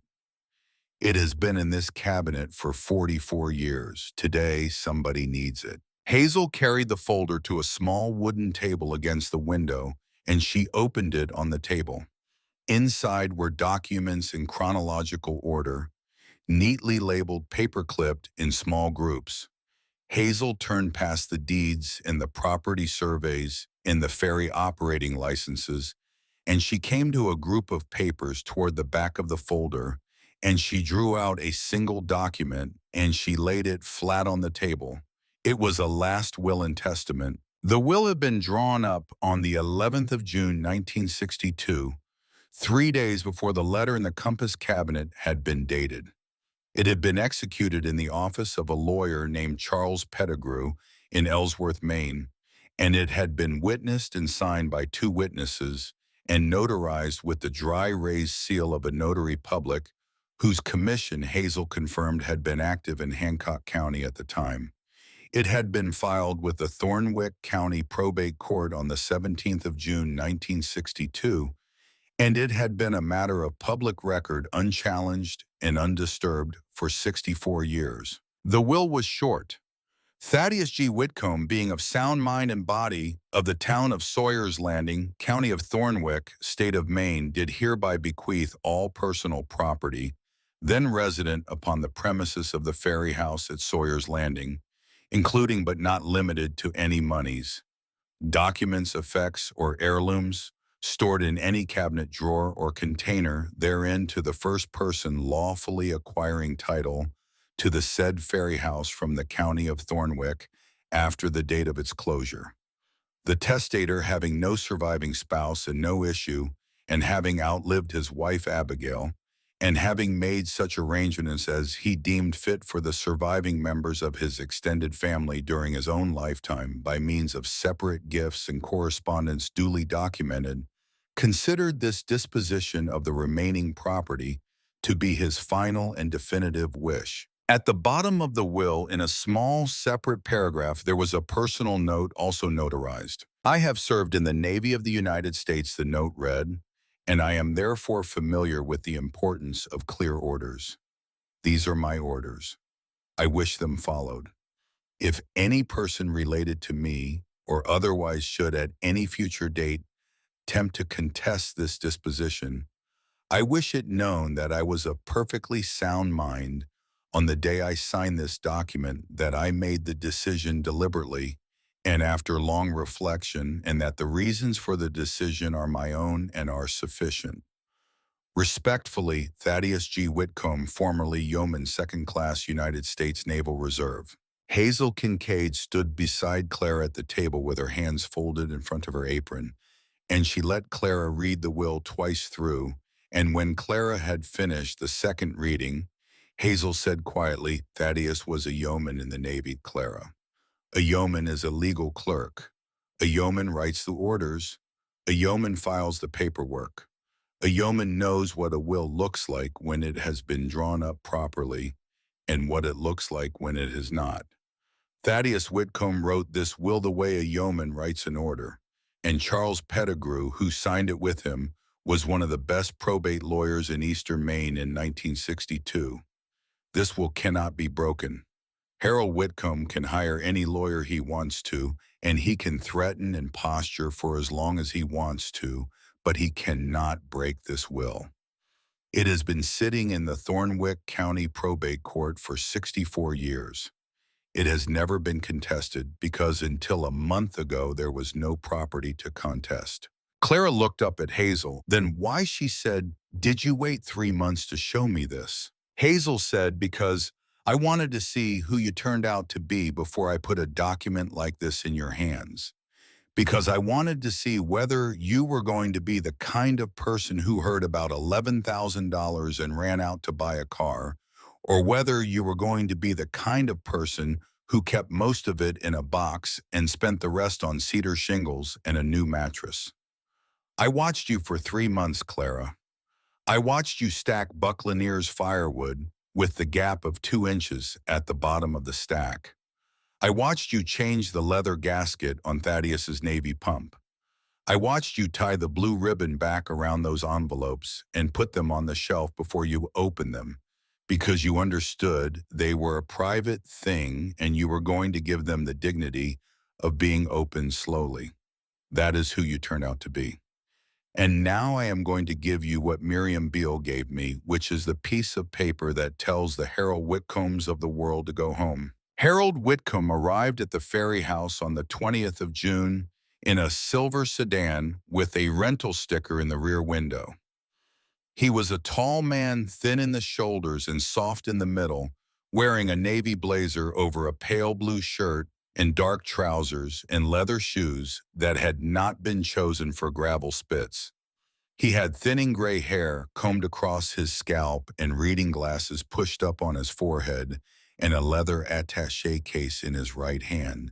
And when he stepped out of the sedan onto the gravel, his leather shoes made a sound that announced plainly that this was not the coast he came from. Clara met him on the waiting porch. She did not invite him inside. She stood with her hands at her sides, and she let him come up the 3 wooden steps to the porch, and she said, "Mr. Whitcomb, please sit down." Harold Whitcomb sat down on the long wooden bench on the waiting porch. Hazel Kincaid was already sitting on the opposite end of the bench with the manila folder from the filing cabinet open on her lap and a pair of reading glasses on her nose. Harold Whitcomb looked at Hazel and Hazel looked at Harold, and Clara understood, watching them look at each other, that Hazel Kincaid had been preparing for this conversation for 44 years and that Harold Whitcomb had been preparing for it for about a week, and that this conversation was therefore not going to go the way Harold had expected. "Clara," said Mr. Whitcomb, "Mrs. Kincaid has a document she would like to show you before we say anything else." Hazel handed Harold the will. She handed it to him with a courtesy that contained in its perfect flatness a great deal of something that was not courtesy. Harold took the will. He read it. He read it a second time. He pushed his reading glasses up on his forehead, and he pressed his palm against his eyes for a long moment. And when he took his hand away, his face had changed. It had changed, Clara understood, not into anger. It had changed into something else, something older and quieter. It had changed into the face of a man who had driven 4 hours that morning telling himself a particular story about a great uncle he had never met, and who was now being asked to put that story down. Harold Whitcomb said quietly, "I see." He sat for a long moment with the will in his lap. Nobody said anything. A gull called once over the cove. The tide was going out. The exposed shingle below the old slip was black and wet and smelled of weed and salt.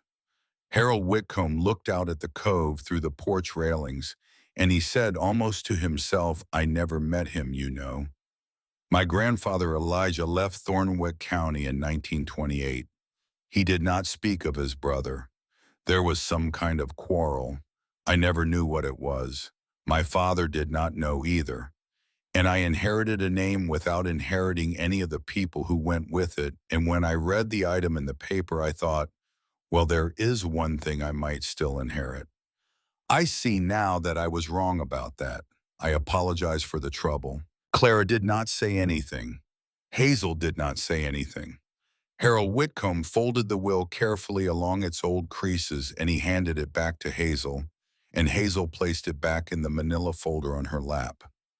Clara said, "Mr. Whitcomb, would you like some coffee before you drive back to Bangor?" Harold Whitcomb looked up at her.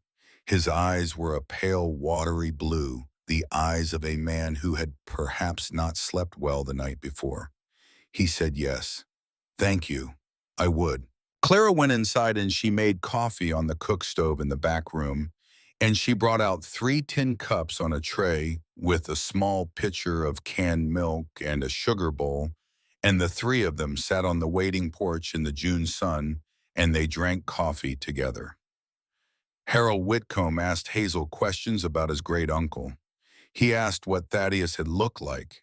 He asked what Thaddeus had been like as a man. Hazel answered the questions carefully and without flourish.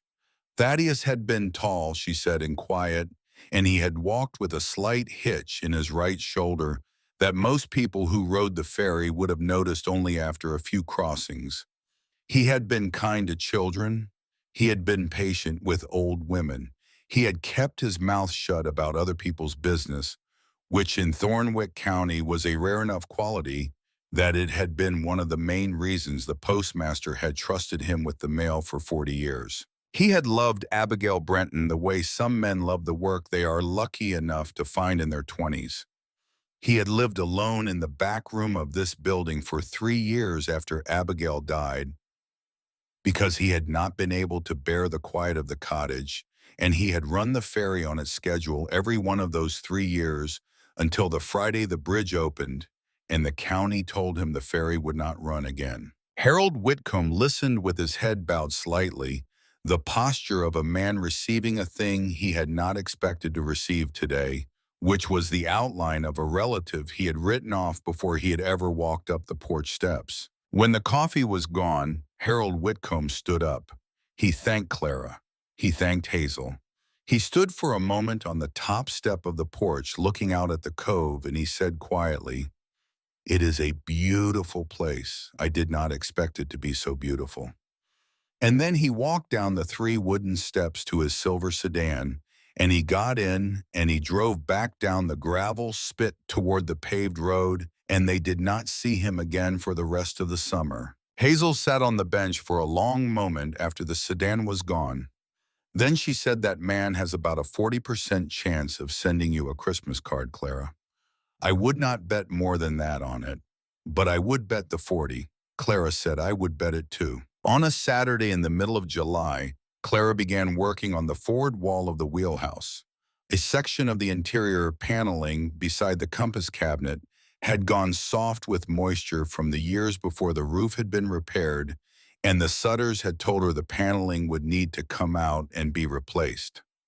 Clara had put it off until midsummer because the work would require emptying the wheelhouse of everything that could be moved, and she had wanted to know the rest of the building first before she disturbed the room that had given her the drawer. She worked alone that Saturday.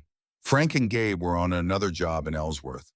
The July morning was bright and dry with a steady west wind off the cove, and the wheelhouse with its 4 windows open was the best ventilated room in the building. Clara pried off the first panel with a flat bar, working slowly, careful not to damage the panels adjacent to it. The panel came free with the dry crack of old finishing nails, letting go of old pine, and Clara set it aside on the deck. Behind the panel, wedged between 2 studs of the wheelhouse framing, there was a flat oilcloth bundle about the size of a large book. Clara sat down on the deck of the wheelhouse beside the bundle, with her back against the opposite wall, and she looked at it for a long moment before she touched it. The oilcloth was the same oilcloth as the cloth that had wrapped the money in the compass drawer. The same brown wax fabric, the same careful folding. Thaddeus Whitcomb had wrapped 2 bundles in that oilcloth 64 years ago. He had put one of them where it would be found on the first day. He had put the other where it would be found only by a person who had stayed long enough to begin repairing the walls. Clara lifted the bundle out from between the studs. She carried it down to the back room because the light down there was better for reading, and the cook stove was warm, and the cot was steady. She set the bundle on the foot of the cot. She untied the cotton string around it. She folded the oilcloth open. Inside was a leather-bound book about the size of a modern hardcover novel. The leather was dark brown and soft with age. On the front cover, embossed in faded gold letters, were the words "Personal Journal." Thaddeus G. Whitcomb, Yeoman Second Class, USS Tobin, 1917. Clara opened the journal. The first entry was dated the 14th of April, 1917. Clara read slowly the way she had learned to read the letters. Thaddeus had enlisted at 23 years old, 8 days after the United States had declared war on Germany, and he had been sent first to a naval training station in Newport and then to the destroyer USS Tobin, operating out of a forward base at Queenstown, Ireland, escorting troop and supply convoys across the North Atlantic. The journal ran from April of 1917 to February of 1919, and it was a quiet, careful record of convoy duty, of weather, of men Thaddeus had served with, of the strange long monotony of Atlantic escort work, broken by sudden short episodes of terror. Clara read about the training station in Newport where Thaddeus had learned to type and to file and to take down dictation from officers who did not always slow down enough for him to catch every word. She read about his first crossing from Boston to Queenstown in the summer of 1917 on board a steamer that took 10 days to make a passage that would have taken 6 in peacetime because the steamer had to zigzag to complicate the aim of any submarine that might be watching. She read about the long gray days on the Tobin, the escort patrols that ran east and north out of Queenstown, to meet incoming convoys, the weather that came off the Atlantic in a procession of gales and days and clear, cold days of blue sky that none of the men aboard the destroyer trusted, because a clear day was a visibility day, and a visibility day was a day the U-boats could see them as well as they could see the U-boats. She read about an entry from the 14th of April, 1918, in which Thaddeus described the engagement in which the shell casing had gone into his shoulder, a sharp, short action with a surfaced U-boat in the western approaches, and in which 2 men from the Tobin had been killed and 4 others wounded, and Thaddeus had been carried below to the wardroom with his right shoulder open to the bone, and had lain there for 6 hours before the ship could rendezvous with a hospital vessel and transfer him across. She read about his convalescence on the hospital ship and his transfer to a shore hospital at Portsmouth, England, and his eventual return to duty in July of 1918, now assigned to a different destroyer, the Tobin, having been sent home for refit. She read about his summer and autumn of 1918 on convoy escort duty in the North Atlantic, the long routine of cold water and cold coffee and cold men standing watch in oilskins that never quite dried out. Clara turned pages slowly. She came to an entry dated the 3rd of September, 1918. The entry read as follows in Thaddeus Whitcomb's clear, even hand. Heavy weather out of the southwest visibility. Poor Tobin on the starboard wing of convoy HX-44, bound for Liverpool. At approximately 1400 hours, a merchant steamer, 3 cable lengths ahead of us, the SS Southern Cross, was struck amidships by a torpedo from a U-boat we did not see. Southern Cross went down in under 7 minutes. Tobin came about to drop depth charges and then returned to pick up survivors. Water was cold sea state, 4 men scattered over perhaps a quarter-mile of surface with some debris. I went into the water on a line with Seaman Callahan to pull in 2 men who could not reach our rescue boat. One of these men was a merchant seaman, a stoker from the Southern Cross. He was in the water without a life jacket.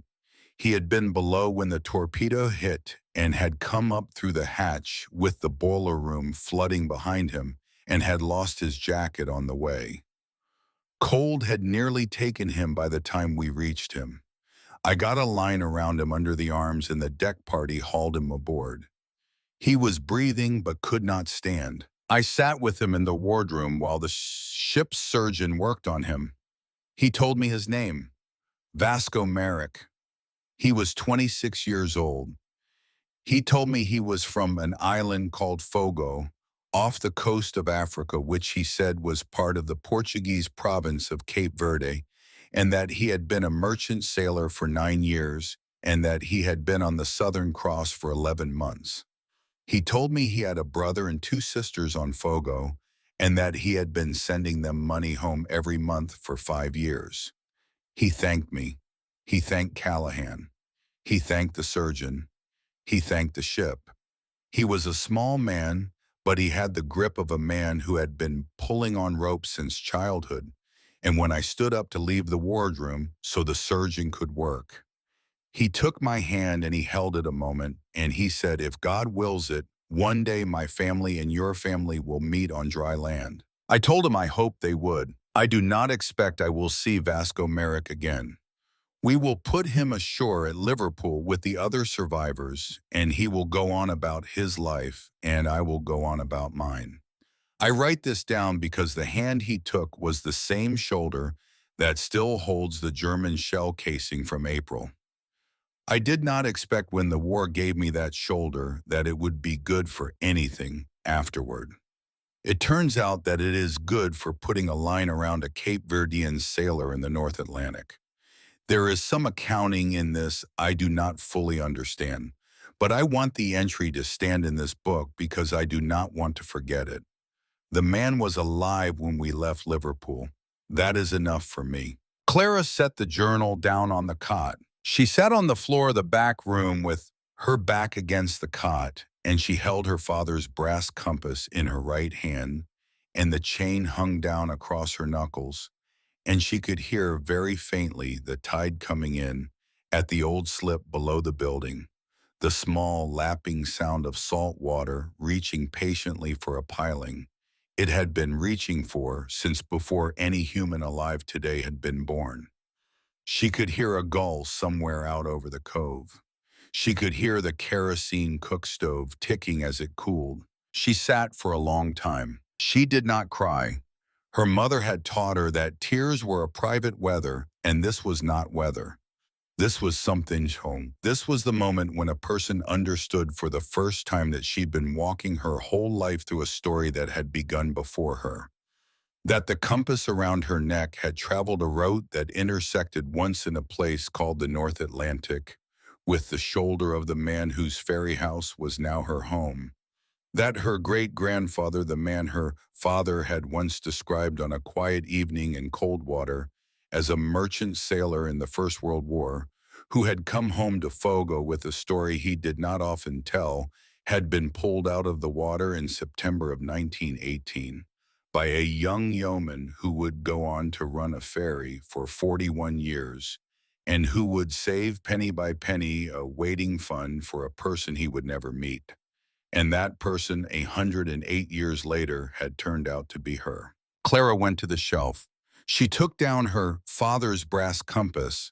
She opened the glass face of the compass, and she closed it again, a small gesture of familiarity, the gesture her father had made 1,000 times at a kitchen table in Coldwater before he had gone out on the boat for the last time.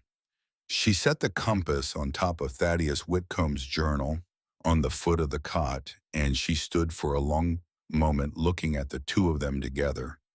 The small brass instrument that had belonged to Anselmo Merrick and to his father and to his grandfather before him, and the leather-bound journal that had belonged to Thaddeus Whitcomb, and that held in the entry dated the 3rd of September, 1918. The name of a stoker from the island of Fogo who had been born into the same family that had in his 4th generation produced Clara Merrick. The cove outside the window was calm. The tide was still coming in. Clara went outside that evening, and she stood on the gravel spit, and she watched the last light go off the water, and she thought about her mother who had taped a list of kindnesses to the inside of a kitchen cupboard door and had taught her daughter that a debt of gratitude was the only kind of debt worth keeping careful books on. She thought about her father who had carried a brass compass across an ocean to marry a seamstress in a Vermont mill town, and who had told her once on a Sunday afternoon in Coldwater when she was 7 years old that the compass had belonged to a great-grandfather of hers who had nearly drowned in the war and had been fished out of the sea by a stranger he never saw again. Clara had been 7 years old. She had not remembered the story. She had remembered only the feel of the compass in her small hand and the weight of it and the soft tick of the needle. She thought about Thaddeus Whitcomb sitting at the same cove in June of 1962, writing a letter to a stranger 64 years in the future, folding it into a drawer, trusting the cove to deliver it. And she thought for the first time in her life, with a full name attached to him, about Vasco Merrick, a great-grandfather her father had mentioned once, and who had lived now in her father's memory and in a single entry of a leather-bound journal on the foot of a cot in a back room, a stoker in the hold of a merchant ship, a man who had gone into the water at 26 years old in the middle of the North Atlantic, and who had been pulled out by a young Navy yeoman on a line, and who had later, she understood now, gone home to Fogo and had fathered the man who had fathered the man who had been her own father. Every person she came from had at some point in his life been carried by Thaddeus Whitcomb. The Ferry house had not been waiting for a stranger. The Ferry house had been waiting for the great-granddaughter of the man its keeper had carried out of the sea.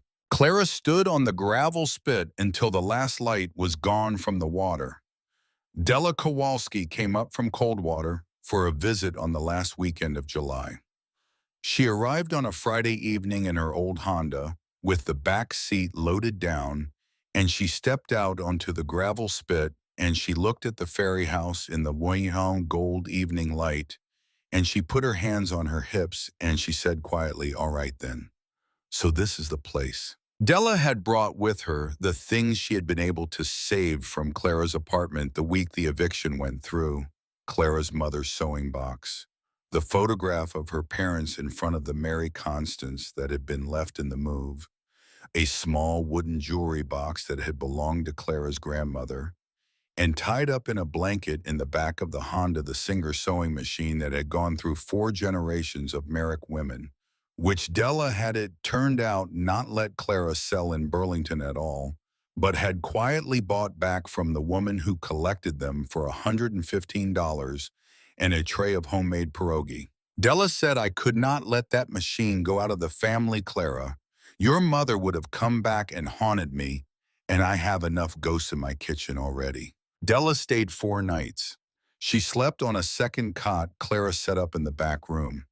She helped Clara hem a set of linen curtains that Mrs. Gallagher had brought down in May, and that had not quite fit the new windows after the window frames had been rebuilt. She sat on the waiting porch in the evenings and watched the cove go pink and then copper and then deep blue, and she said almost nothing, which was the best thing she could have said. On the last evening, Clara told Della about the journal, about Vasco Merrick, about the entry of the 3rd of September, 1918. Della listened with her hands around a mug of coffee and her eyes on the cove, and when Clara was finished speaking, Della did not say anything for a long time. Then she said quietly, "I worked the VA ward for 6 years, Clara. I watched 100 old men come in and out of that ward with things in their chests they had never said out loud. I saw Thaddeus Whitcomb's file one time on a late shift, and I remembered the name because the citation page had a line in it about a seaman recovered from the water off a torpedoed merchantman. And I remembered that too because the file was older than most, and the older files had cleaner handwriting. I did not know the seaman's name. The name was redacted in the citation. But I remembered the incident." Clara looked at her.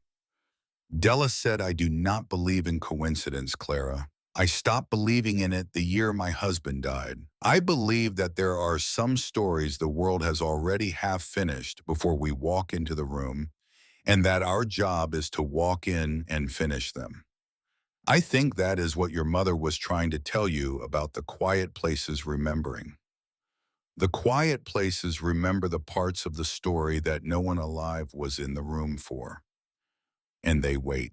On the morning Della left, she stood beside the open door of her Honda, and she hugged Clara for a long time, and she said into Clara's shoulder, "Your mother would be proud of you. She would also tell you to sweep the floor more often." She drove away. Clara sat down on the front step of the Ferry house and she cried, for the first time since her mother had died, a long, unhurried crying that had nothing in it of panic and nothing in it of protest, only the slow release of a debt of feeling she had been carrying for 4 years without being able to put down. She did not stop until the sun was high, and when she stopped, she felt in her chest and behind her eyes a particular kind of lightness that she did not remember having felt before. The first week of November came hard and early to the Maine coast that year.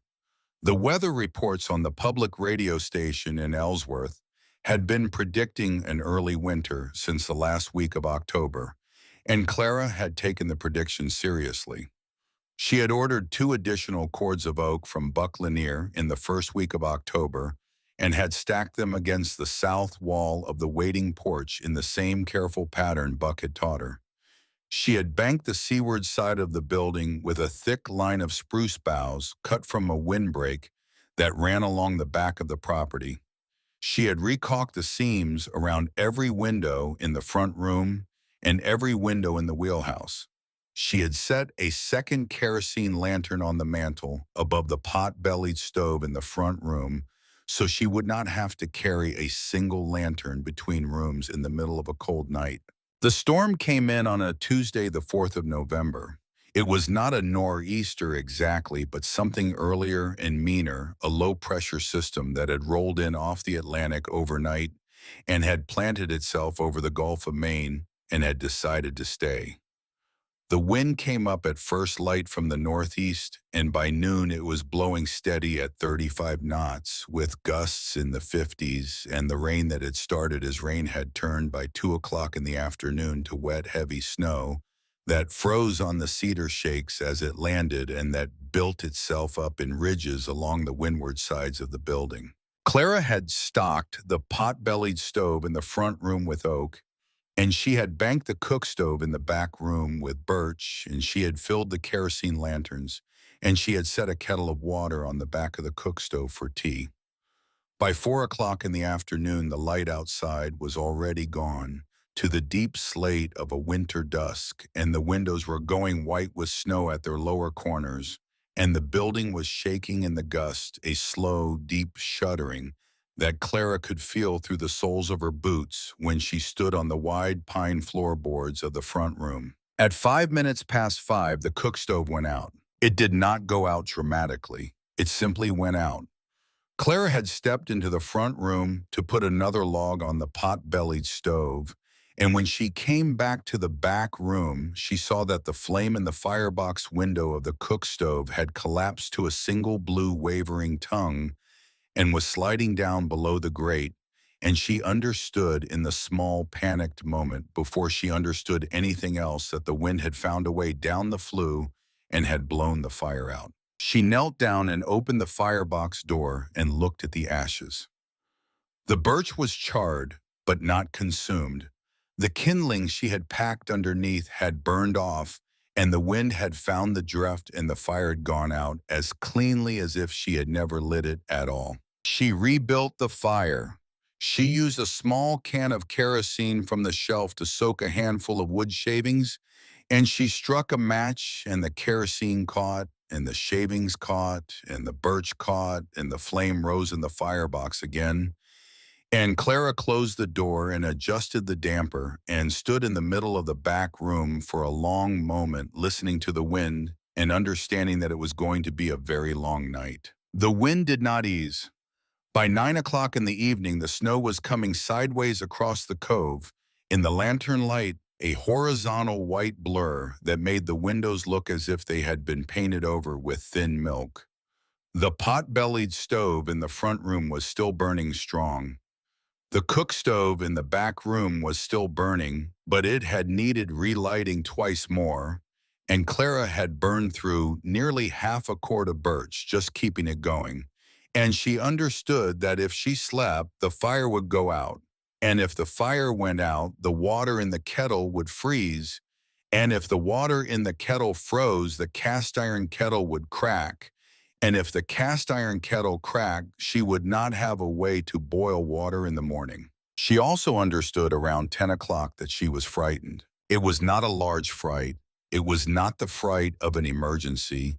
It was the smaller, steadier fright of a person who had come to the end of a summer of confidence and had run up on the first real cold night of the winter against the quiet, implacable fact that she was alone on a gravel spit in a two-story cedar-shake building in the middle of a storm, and that nobody was going to come check on her until morning, and that Hazel Kincaid's green Ford pickup could not make it down this road in this weather, and that the nearest telephone was 4 miles away in a direction Clara could not have walked in the dark in this snow, even if she had been willing to leave the fires. She sat down on the long wooden bench in the front room with her back against the wall and her feet on the hearth, and she watched the pot-bellied stove, and she listened to the wind, and she thought about her mother.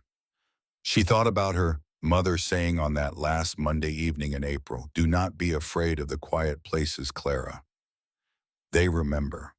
They will take care of you if you let them." And she thought for the first time clearly that the quiet places were not always quiet. Sometimes the quiet places were loud. Sometimes the quiet places were full of wind and snow and the shuddering of cedar shakes against a gale. But the quiet places were quiet in a different sense. They were quiet because they did not require a person to be anything she was not. They did not ask her to perform. They did not ask her to explain. They asked her only to keep the fires going and to wait.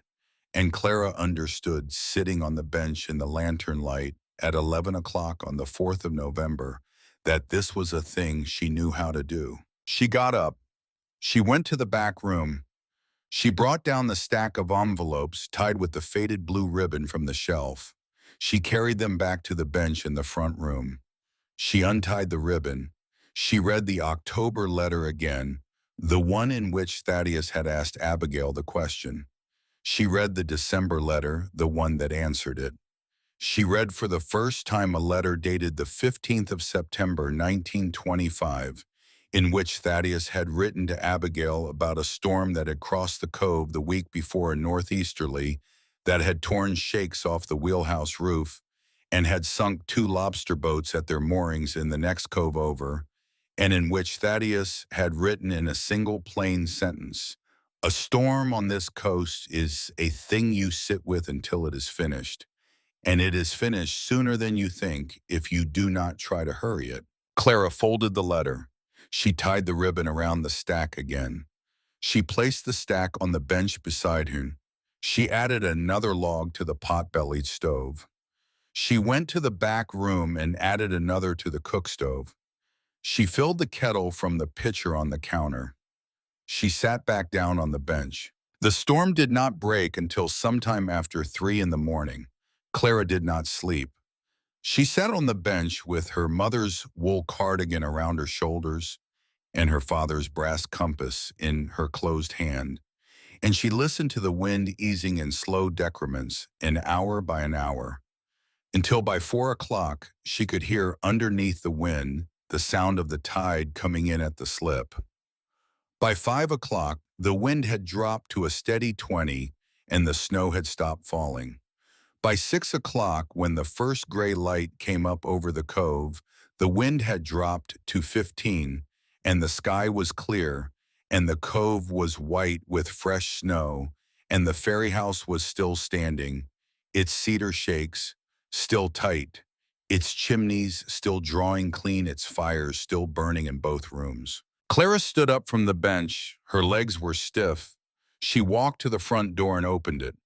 The snow on the waiting porch was 6 inches deep and was piled in a curving drift against the leeward rail. The cove was flat calm. A single gull was flying low over the water toward the old slip, its white wings very bright against the white world. Clara stood in the open doorway in her mother's wool cardigan, and she looked out at the morning, and she said aloud to the cove and to the gull and to whoever might be listening, "Thank you, Mr. Whitcomb. I understand now." She did not at that moment know what she meant by that exactly, but she would come to understand it over the course of that winter. A waiting place was a kind of faith. Faith was not the absence of fear. Faith was the willingness to keep the fires going through a night in which you were frightened. Thaddeus Whitcomb had kept his fires going for 41 years. He had kept them going alone for the last 3, and he had left in a drawer in a compass cabinet in a sealed wheelhouse the fuel for the next fire. Hazel Kincaid's green Ford pickup truck came down the gravel spit at 9:15 that morning, slower than usual because of the snow, with a fresh thermos of tea and a tin of her sister's ginger cookies on the passenger seat. Hazel stopped the truck in front of the Ferry house, and she got out, and she looked at Clara, standing in the open doorway with a mug of coffee in her hand and the wool cardigan over her shoulders, and Hazel said quietly, "You kept the fires going." Clara said, "Yes, ma'am." Hazel nodded once. She handed Clara the thermos and the tin, and then, with the small, rare gesture of a woman who did not often permit herself sentiment, Hazel Kincaid put her hand on Clara's shoulder for a moment, and she squeezed it, and she took her hand away, and she did not say anything else about the storm because there was nothing else that needed to be said. The rest of November passed in a settled rhythm. Hazel came on Wednesdays. Dutch Verrill had pulled his traps for the season, but had left a final pair of frozen lobsters on the porch the last weekend of October in a gesture that had the weight of something ceremonial. The Sutters had finished repaneling the wheelhouse and had refused payment for the last 2 days of work.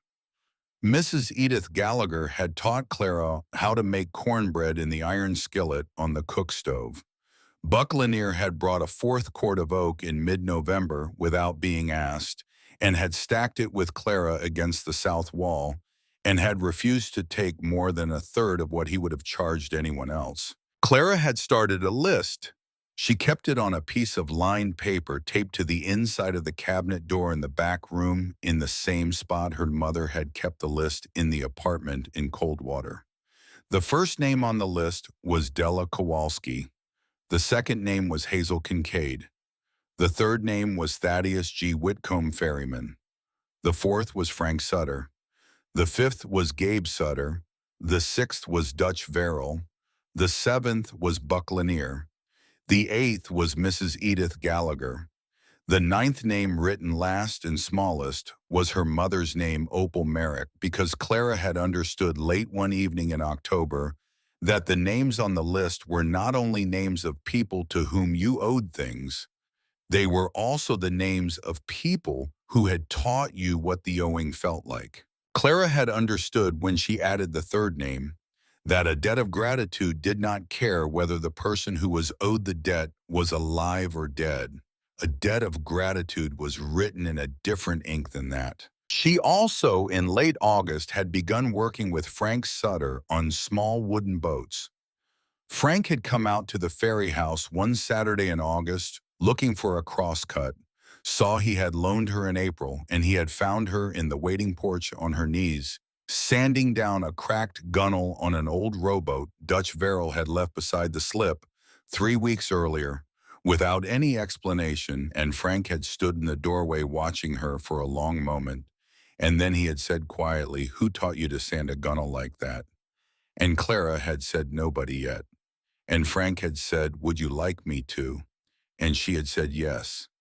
And he had driven home that afternoon and had come back the next Saturday with a box of old hand planes and a jar of linseed oil and a set of whittling knives that had belonged to his father, and he had begun to teach her the trade one afternoon at a time, at the pace a man teaches when he does not expect to be paid. By the first week of September, Clara had her first paying work, a neighbor of Frank's, with an 18-foot lapstrake skiff that needed its bottom plank scarfed and replaced.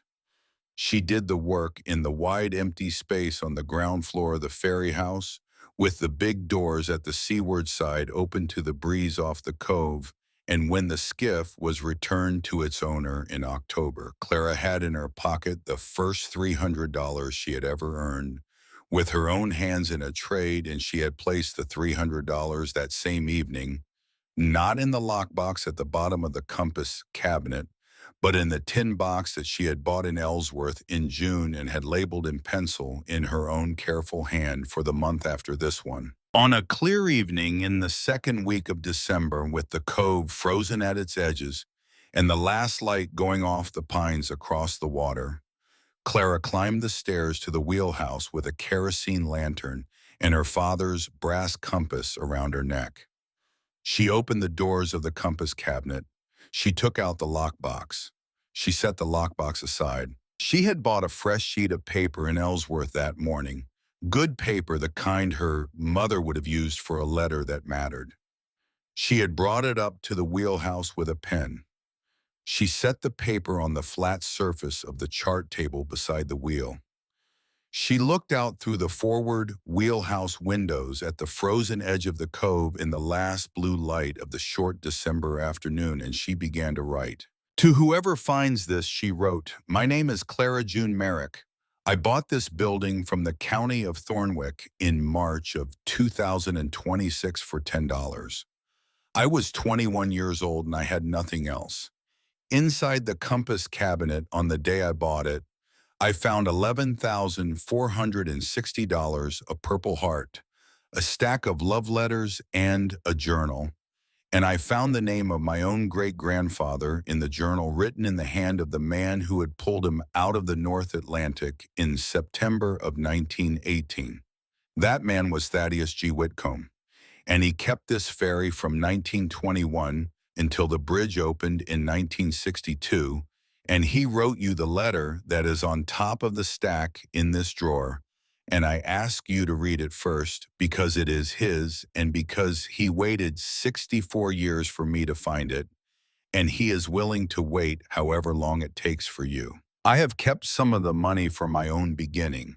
I have added some of my own money to what is left because a waiting fund is the kind of thing that only works if the people who pass through it leave it a little larger than they found it, the way my mother taught me to leave every kitchen she ever worked in a little cleaner than she found it. My great-grandfather Vasco Merrick was pulled out of the sea by Thaddeus Whitcomb on the 3rd of September, 1918. Whatever the debt was, I believe it has been paid in full by the fact of my being in this building tonight writing to you. But the waiting is not about debts, and it never was. The waiting is about faith. Faith does not break just because the boat has stopped running. The Ferry House knows this. The Ferry House has known it longer than any of us. There will be storms. The first cold night will come earlier than you expect it to. The cook stove will go out in the middle of the night, and you will be frightened, and you will relight it, and the fire will catch, and you will sit on the bench in the front room with a mug of tea, and you will listen to the wind, and by morning the wind will have eased, and a gull will come low over the water toward the old slip, and you will understand something that you cannot understand in any other way. Be kind to the building. Be kind to the cove. The gulls remember. The tide remembers. Yours, Clara June Merrick. Sawyer's Landing, Maine, December 2026. She folded the letter carefully.